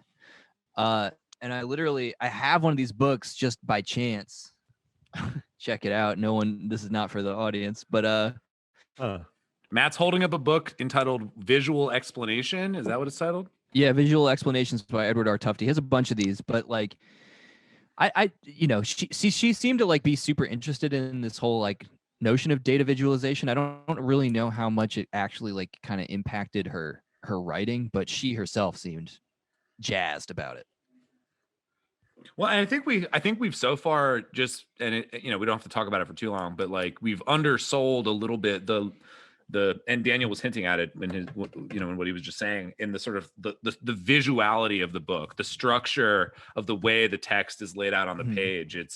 There's a lot of use of capitalization where, you're in Sibylla's head and like Ludo is interjecting in these like very obnoxious like questions that are all in all caps that visually interrupt your reading. Repetition a lot. And there's like a lot of repetition, a lot of like mathematical forms on the page, pages with only one or two words, like that sort of thing. It's a very visual book for sure. Well, even like the general dialogue is kind of off to me too. Like instead of just quotations, comma, he said, it'll be like really blunt, like he said blah blah blah. He said blah blah blah. They'll start with they'll capitalize that first H and he said. Right. Yeah. Yeah. Which I kind of found a little jarring. It was jarring. I think that's my cat's here, by the way. Oh, what's up, cat? What's your cat's name again? Oh, that's a sweet name. Penelope the cat. Penelope. Yeah. Oh, yes, God. we say it phonetic in this house. No, but yeah, go ahead. Well, because I actually also thought about this because I saw recently that did you guys hear or see that what is his name? Baumbach, Noah Baumbach. He's gonna do a film adaptation of White Noise, starring starring Adam Driver. I think I referenced this on our last episode that's not released yet, or maybe the one before. Oh, is it the one that came out yesterday or today? Maybe. It could have been the one that came out a couple. Then I haven't listened to it, episode. Maybe we talked about it on Twitter, but so White Noise is the in many ways a sort of archetypal postmodern novel, and I have some serious questions about how well this is going to translate to film. I don't know if you guys have any serious intense thoughts about that book, but I don't know if Baumbach's the one to do it, but I actually think that in comparison to like this book, I think White Noise is it could be done more easily. It is more narrative. That's true. I think that if anyone is to do White Noise, it should be P.T. Anderson, but that would be cool. I think he kind of biffed Inherent Vice though. I actually never saw Inherent Vice, so I heard that was really good. It's fun, but it's just like, and he gets a kind of like vibe of a sort of Pynchon novel, but like, I've read the book too. It just like it's I don't know. I feel like he doesn't pull it off. He gets too excited about his little filmy bullshit. Yeah, the thing with P.T. Anderson is like, I'm gonna shoot a movie. Shoot. Yeah. The thing about Paul Thomas Anderson is like, I find myself like, I think like almost like every other movie he makes is like really good, but like, that means that like half the movies are like weird and don't really hit. Like there's a couple of his movies that I'm just like, I don't fucking get this, but then like half of them I'm like, these are fucking amazing. So And nothing's bad in my opinion. Nothing's. Yeah, I'm ambivalent about him like overall in some ways, but Well, Cronenberg is the only other person to have done, I believe, a DeLillo adaptation with Cosmopolis. Oh yeah, that's true. I haven't seen that actually, but I do love some Cronenberg. So I don't know. He did the Master, right? And yeah, PTA. He did the Master. He did There Will Be Blood. He did the one that I like, Boogie Nights. Boogie Nights. The one I fucking loved. What's the one about the dressmaker or whatever? Phantom Thread. I loved Phantom Thread. Like just for the the ending alone, I thought was literally a toxic relationship. Yeah. Don't spoil it. I haven't seen that one yet. No spoilers. Just watch it. It's really good, I think. But yeah, I don't know how Baumbach's going to do it. It's kind of in his wheelhouse in terms of like domestic discontent, but like, yeah, I have no fucking idea. Like he's a little. He's retained that early 2000s indie aesthetic, and he's a little whimsical occasionally. I don't know. Yeah, I don't know. Well, anyway, I didn't want to get too far off the topic. Well, I think here's my take on the white noise thing. I think Keenan Wayans should direct it and change the title to The Director of White Chicks, and he should change the title to he should change the title to White Boys, and then just see what happens. That's genius. It would have more value. White Boys. White Boys. Yeah. The thing about this book, though, The Last Samurai, is that it already was made into a movie called The Last Samurai. There it is. Starring Tom Cruise. Dude, Paul has had the best takes all night long. Starting with calling the protagonist syllabus. I don't know how you top that, honestly. Yeah, that's actually it. That's it. Put a fucking bow on it. Should we all my literary analysis aside, yeah. Yeah. Should we just segue into the final segment? Yeah. Does anyone have any like final thoughts? I mean, before we go into our sort of official wrap up, I mean, I'll just say I think Ludo's final sort of act, the way the book ends, to me was very touching. That he, the only other thing that Sybil ever shows any interest in throughout the course of the novel is this sort of obscure like piano prodigy who gives these weird like 18-hour 20-hour long live performances, and she goes and sees one, and there's a really long there's this weird digression that the book makes into like an 80-page description of his background and his story. Yeah. And at the end of the book, Ludo seeks him out and basically convinces him to like record an album like exclusively for his mother. And I just found that to be like a really like interesting way to end the book as a sort of like Ludo sort of grasping at an expression of love that he's never like seen realized in any other way, and that's sort of the closest he's going to be able to get. That was my interpretation. I don't know how it hit the rest of you. I totally agree. I love like, yeah, I don't know. I really like the ending, and I thought like. I really like when a book kind of like rewards you sticking like literally to like the last few pages. The only other thing I wanted to like flag was just with all the, theoretical dads that Ludo goes out to like sort of vet and capture. That's the new podcast name, Theoretical Dads. There we go. A big chunk of the second half is Ludo's perspective, but also just like these, I thought a lot of the time really fun, almost like mini novella-y kind of backstories about the fathers and why they're kind of interesting to Ludo. And it's kind of suggested they're filtered through his, Sibylla's, his mom's like narrativizing of them. And some of those were just kind of cool short stories of their own. I will say one of my like sort of beefs with, not beefs, is just, I wasn't 100% sold on the stylistic approach was, some of the dads in the back half, some of the people Ludo pursues as father figures, some of them get 80 pages and some of them get 7. Yeah. And I just wasn't 100% sure that was the right approach for me. I was just kind of like, either make the book 800 pages and give everybody that amount, or cut it a little bit. I don't know. I wasn't 100%. It didn't totally make sense to me. I think the service was just supposed to be like a mythological almost account, and then the actual meetings, and then I think that was effective in terms of being jarring. Like, you hear about this fucking dude who's like trekking across the desert and saving refugees and being awesome, and then he finally meets him in his like posh Kensington Gardens fucking flat, and the dude's just like, you should go to school. That part, yeah. Yeah, that part made sense, but not everybody got that. That's true. Like the painter guy didn't really get that treatment. He did a little bit, but it wasn't as extensive. Anyway, that was just a little minor quibble of me. So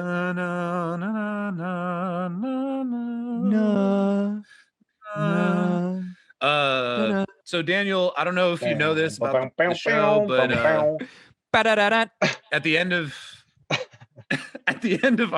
towards the end of the discussion, we like to indulge our child lizard brains and talk about Harry Potter. So we literally just read another book, and this is the segment where we put all of the characters from the book that we just read into Harry Potter houses.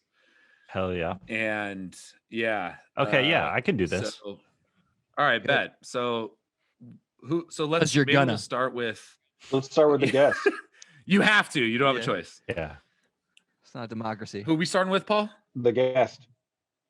Oh, you mean the character? Probably Syl, right? All right, yeah, let's stop with syllabus. Mama Syl. So you want me to put Syl into a Hogwarts house? Yep. Yes. You can, and we'll go. You can go last. We can think. We'll give you a minute to think on it. There's often debate involved. All right, yeah, so. I'll go last if you're All right. offering. Yeah. Okay, yeah, that's fine. I think it's a pretty easy Paul. Ravenclaw. Yeah, I was gonna say Ravenclaw. I mean, yeah. I mean, what mitigating factors are there to it in your minds, even? well, my question is, what Harry Potter house is most class conscious? Because my take on syllabus as a character is I think she's deeply shaped by class and like economic condition. I mean, where's she from originally? Like Oklahoma or some shit? I forget. Yeah, It's from some Midwest U.S. state, I think. She's afraid of podunk towns. Yeah. Yeah, and I think she's very her entire worldview is very shaped by class consciousness and sort of wanting to disavow her upbringing in some ways. And so I don't know where that fits into the Harry Potter fucking houses. I mean, Ravenclaw I think is obvious. I think Ravenclaw is an obvious grab. I'm just trying to make sure we figured out. I mean, I will add a little bit of dissonance to the pot, because I agree. I think Ravenclaw. I think she's mostly Ravenclaw, but I would argue that there's a little bit of Hufflepuff in her, because she has this sort of like whimsical quality where, like, for instance, like the whole like, oh, I'm just gonna play Seven Samurai like on repeat, and like, oh, we're gonna like go through the Odyssey and all these like goofy. There's like this weird goofiness to her, and like her curriculum for Ludo or whatever that is. Yes, on the one hand, it's like quintessentially Ravenclaw, but like also like, I don't know. There's like something that's. Ravenclaw, I would say, is the rational house, but like Hufflepuff is like, there's like a sort of whimsical quality to it. So yeah, when she is happy, she is sillier. Yeah. Right. But even when she's happy about not being bored because she's pursuing factual expansion, essentially. Yeah, but it's almost like she's trying to be into facts as like an identity, and not actually because she's into facts in like a weird way. Like it's like a superficial fact, like obsession with facts. Well, I just think she's a depressed Ravenclaw. Yeah, maybe that's the best way to put it. Yeah, it's like clinical depression, I think, is what coloring that whole shit. So sad Ravenclaw, maybe. Sad Ravenclaw. I like that. Yeah. She never found the right wizard. She never found the right wand, dude. Yeah. He's been searching for the right wand for years. All right, so then. Well, Gabe, to your point though, real quick, her obsession with class consciousness, would that point her into the Slytherin world? Because I feel like Slytherin is the most class conscious. Well, okay, that's sort of what I was thinking, because like if you think about someone like the Malfoys, Draco and his dad, I forget his dad's name, Lucius. They're all luscious. They're both luscious. Those locks, man, that fucking hair, out of control. They're obsessed with status and looking the best and like having the fucking like best and bloodlines. Yeah, and bloodlines and shit. And so Ludo is obsessed with bloodline and obsessed with who his father is. Yeah. And Sib is kind of obsessed with status and like appearing classy and shit. So I guess that's kind of where I was trying to like feeling a little conflicted. But I think depressed Ravenclaw is probably right. Because I think Sib doesn't actually give a shit about looking classy. Yeah, because she just goes bananas on the fucking subway yelling at people about philosophy, fucking thought experiments. The tism just actually absolutely steamrolls any ability to like. I've never heard it referred to as the tism. That's hilarious. Yeah, she's a little bit frumpy, right? Yeah. So depressed Ravenclaw, I'm on board. Yes. Yeah, I like that. Ludo. Hufflepuff. I kind of think, I think he's a Ravenclaw too. Yeah, I'm kind of in the camp of like he's a more classical Ravenclaw than Syllabus. Yeah, like he's just a straight up fucking nerd. Like, yeah. No, dude, he's a samurai. He's a samurai of the mind, dude. Yes, exactly. A fucking mind samurai. Sammer mind. Sammer mind. Stole my thunder. I was going to say he saves the samurai culture from Japanese empire, the Japanese empire. Is in the wrong hands. I mean, I don't know. Okay, wait. So Matt, you've said pretty confidently Hufflepuff. Like talk through your reasoning a little bit. Well, my initial thought was Gryffindor. Because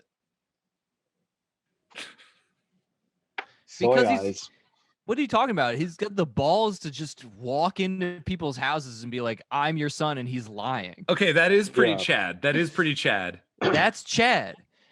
But I think what the last couple pages of the book even demonstrate is a kind of softy loyalty at the end of the day to his mother.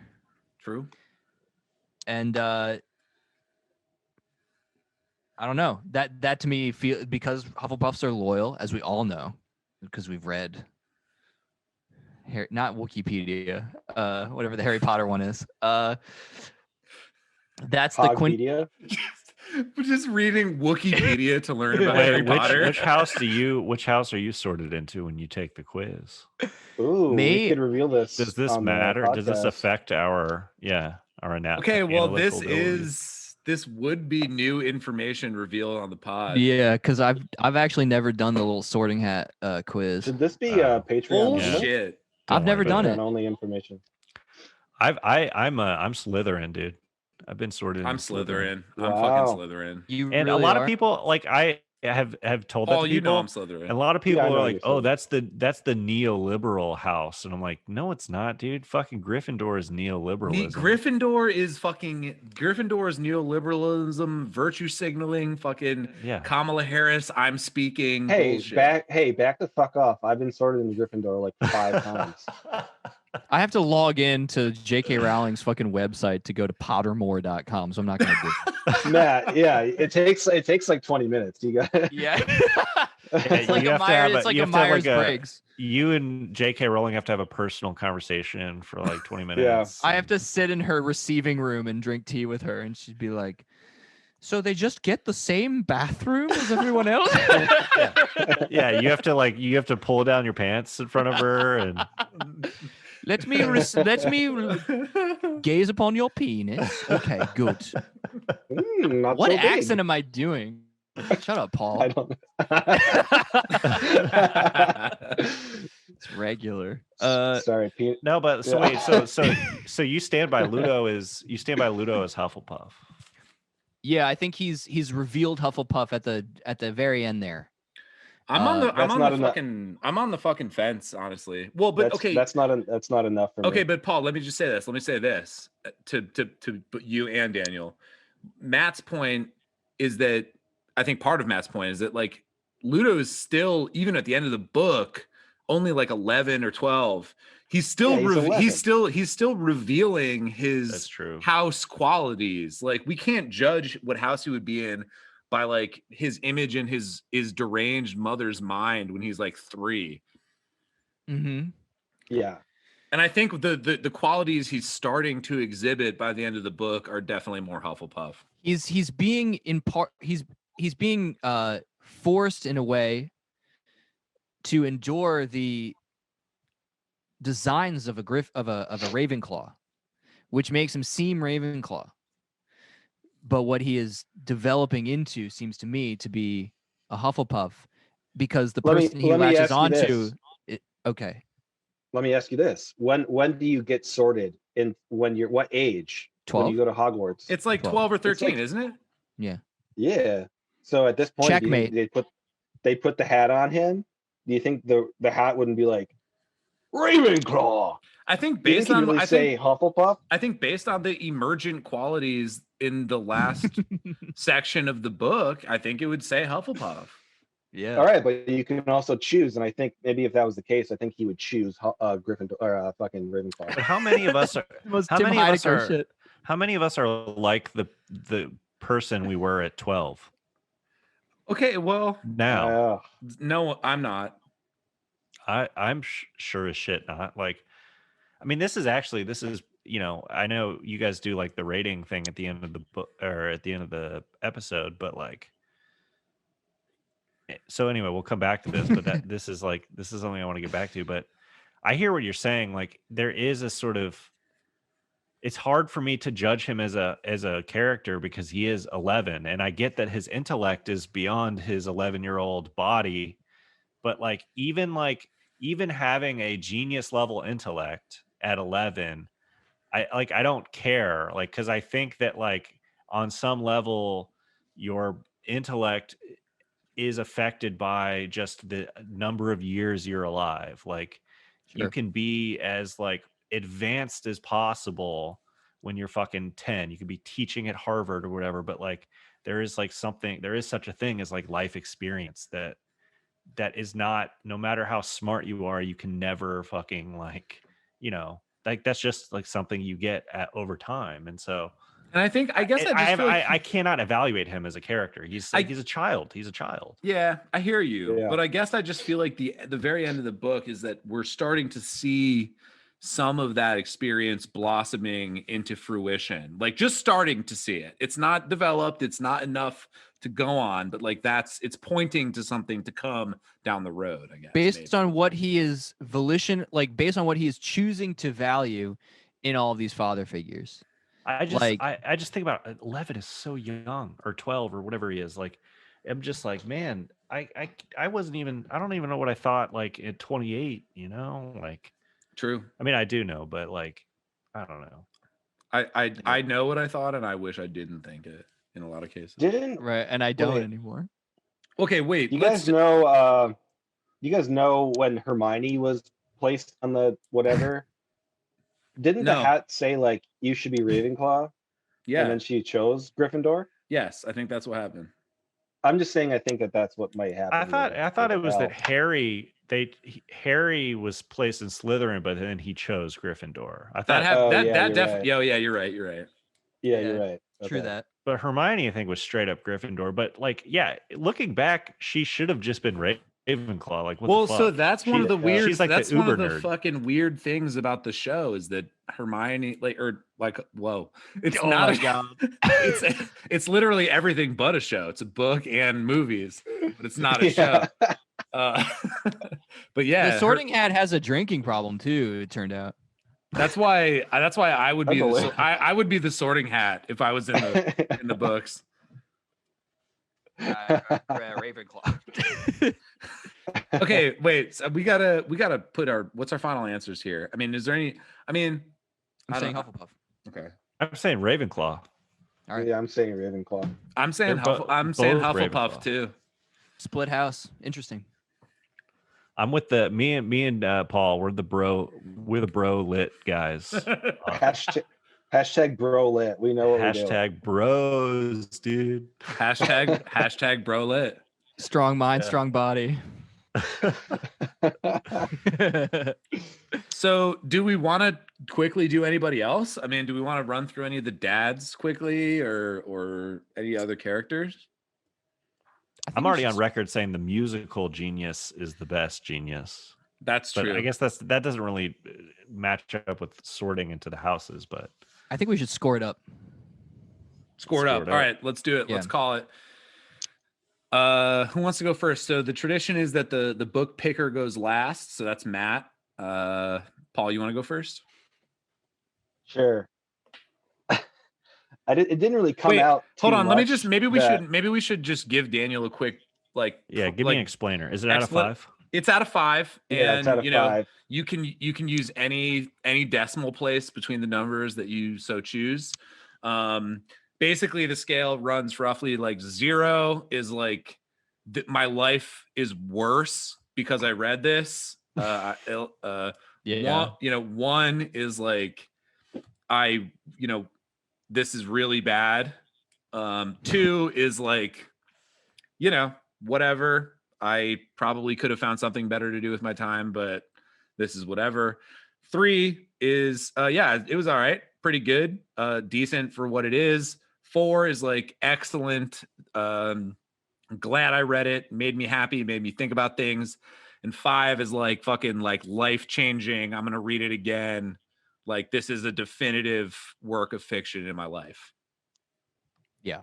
But 2.5 is kind of middle of the road. 2.5 is still fine. Yeah.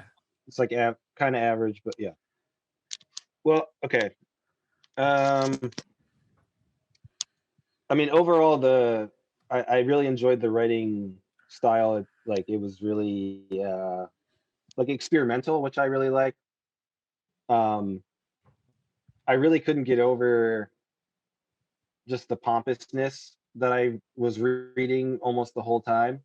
I kind of felt have you ever seen those 0G videos of the people in the NASA thing, and they're the G's are hitting them? I kind of felt like this while reading it. I would read for 20 minutes and I would be and then I'd have to put it down. Yeah, just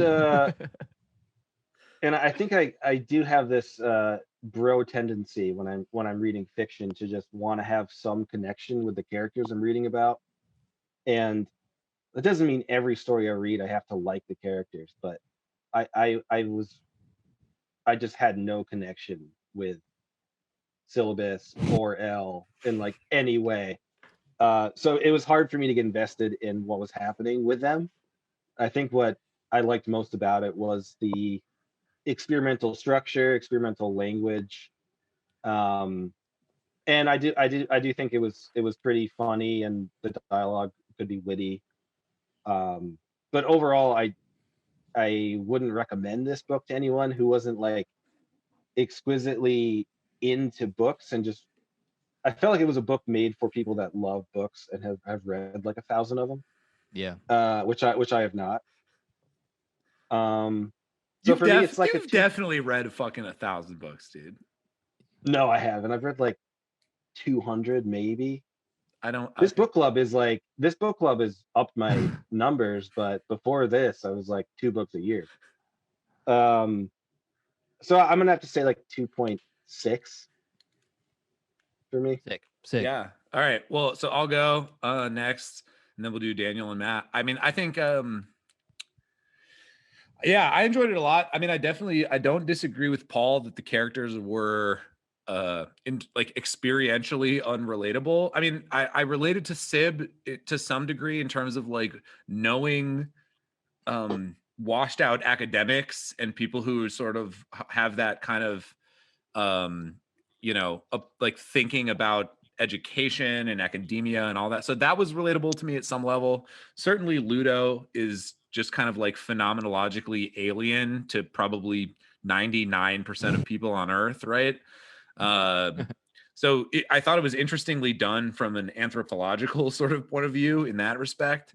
I liked a lot. Again, I agree with Paul. I think the sort of style was really good for me. It was really interesting. Again, the visuality of it. I think for me, it's like a 4.1. I really did like it, and I think that I know I was tempted to downgrade it a little bit because of DeWitt's afterword, because it seemed like she was like affirmatively arguing for Ludo's education as a good thing. But I think this discussion sort of tempered that reaction for me in some ways. So yeah, I'll say it's a 4.06 for me. All right. Yeah, so I think that I'm closer to Paul on this, in that it was hard to sort of relate to the characters, and in like I guess in the way that I like in fiction, just personally. That said, I do sort of I like or I respect or acknowledge like what it was trying to do within the form of like the novel, I guess is the best way to put it. Like I sort of really appreciated it as a novel, but I almost just didn't appreciate it as a piece of art more generally, if that makes sense. Like I liked the and I don't even know if that really makes sense in my head, but like I liked it pushing sort of novelistic boundaries, but I'm not sure it cohered as a whole piece of art for me.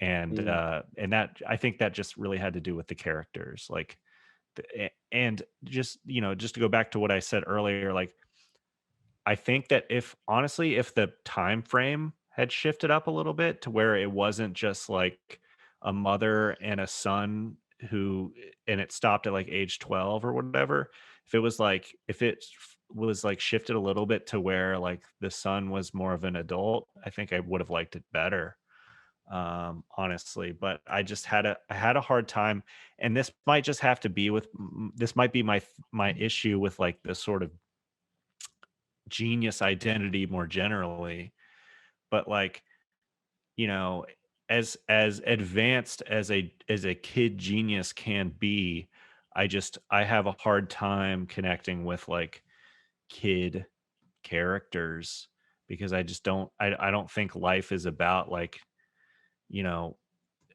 I think life is much more than just like knowing or reading all the right books or knowing all the being able to do all the right math problems or whatever. Like I think that there's this experiential component to it that I think is requisite for wisdom. I guess that's how I would describe it, is like the difference between wisdom and genius. And like obviously this character was very smart and he was a genius. There was a lack of wisdom, I guess. So but I just didn't see it wrestle with that distinction very much. So anyway, long story short, I give it a 3 because I liked what it did sort of novelistically. It didn't totally work for me as a piece of art as a whole. So 3 out of 5. At 3.00. Nice. Well said. Well said. Me now. Marl. You. Me. I chose it. Me. I don't know. I hear. I'm gonna just steal bits of all of your kind of assessments here. I was probably on, again, the more positive end of things. I think to Daniel's sort of like conclusion that, again, this is a long book, and like so it tests your patience in a way, but like I think that very notion of just kind of collecting facts and data, not meaning wisdom, is exactly one of the things that seemed to be being dealt with and was made clear essentially with the whole Red Devlin and then the sequence with like the pianist. Like this kid raised valuing certain things that like his brain is hypertrophied in like a certain way by this other person who he didn't choose, just like Sibla, the mother, is hyper aware of kids not having chosen their parents. It's true of Ludo. And I think, I don't know, I DeWitt, it seemed to me, was definitely, as far as being an elitist or whatever, and the David Foster Wallace kind of comparison, she was a person aware of her own self-consciousness. I think she was aware of like all this kind of shit. And so the book felt a lot about education and human possibility, like potential, and how that's still, no matter what your what angle you're taking on it, what approach you are trying to use to ameliorate or mitigate your context and your history, it doesn't matter. I don't know. I thought it was effective, and I also liked all the experimental elements because I'm just kind of a sucker for that. This didn't read like something I'd read recently. It was very unique to me. So 3.88. So I've been officially affirmed as the most generous score giver in general. I'm the soft boy. I'm the soft boy score giver on the podcast. You don't want to hurt her feelings. Female authors, baby. Do you also grade? Do you grade easily for your students? Interesting. I don't believe in grades, so that's probably why. Non-grader. I do. I mean, for the Waldorf school, I do give grades because I have to. We all have to, man. Yeah. So, but I don't enjoy giving them, and I don't believe in them, and I try to. Yeah, I mean, I think that it's a very constraining. If I didn't have to give grades, I wouldn't. Yeah. So kind of thing. But I think we should go through and average out everyone's grade for books. Paul's definitely the lowest, and I think I'm probably definitely the highest. I have a lot of hatred in my I do want to say that I did like reading the book. Like, it was like you guys said, someone pointed out how funny just it was. Like, there's a lot of funny throwaway one-liners that were pretty funny. Like, she's obviously very talented at like just writing good, interesting, funny prose. That's why we say like 2.5 is just kind of like the middle ground. So just to give a sense of scale, it's like anything above that, it's like you basically had some sort of positive experience at some point with it. I mean, yeah. 2.5 is the sort of like, I'm not mad that I read this. Oh yeah, it was fun because like I haven't just really sat down and read like a long form fiction book in a while. So this was like, it was nice. Well, we'll have to have you back on at some point, man. You're welcome. Yeah, thanks for having me.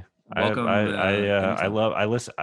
I'm a fan. I listen to the Spine Crackers podcast. You guys are funny. So sweet. Yeah, thanks for having me on. Yeah. Shouts out, Spine Cracker Nation. And shout outs to Viva La Dude Nation and all the dude heads out there. Yeah, you guys are welcome back anytime you want. Paul, you didn't come on, but anytime you want to come on, if you want, Do you want to do a formal plug for Viva La Dude and its release schedule and anything like that?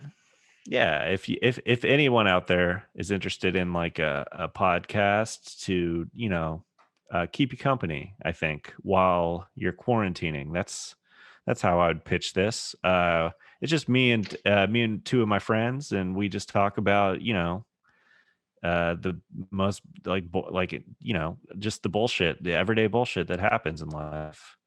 It's called Viva La Dude. You can subscribe, follow anywhere, like search for Viva La Dude on any of the podcast hosts, and we're there.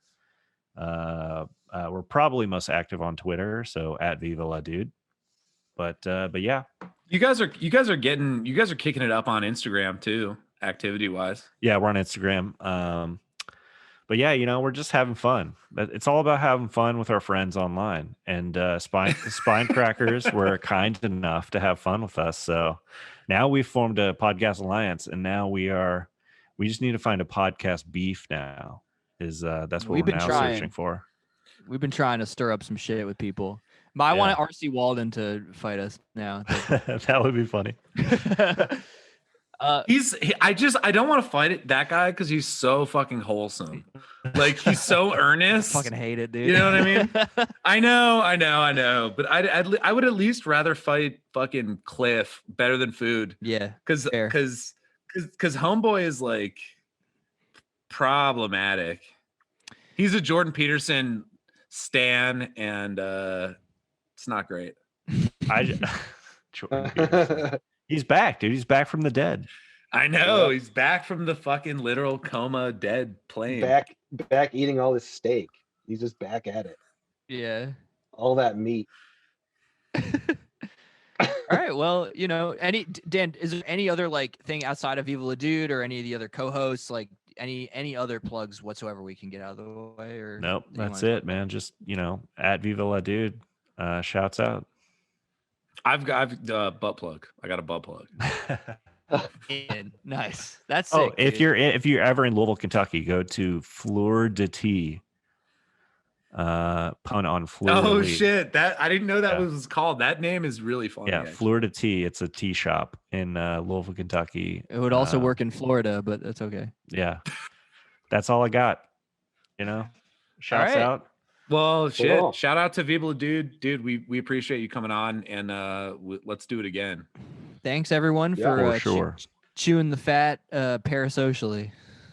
Hell yeah, love you guys. Your spines have just been fucking cracked. Cracked. See you, crackers.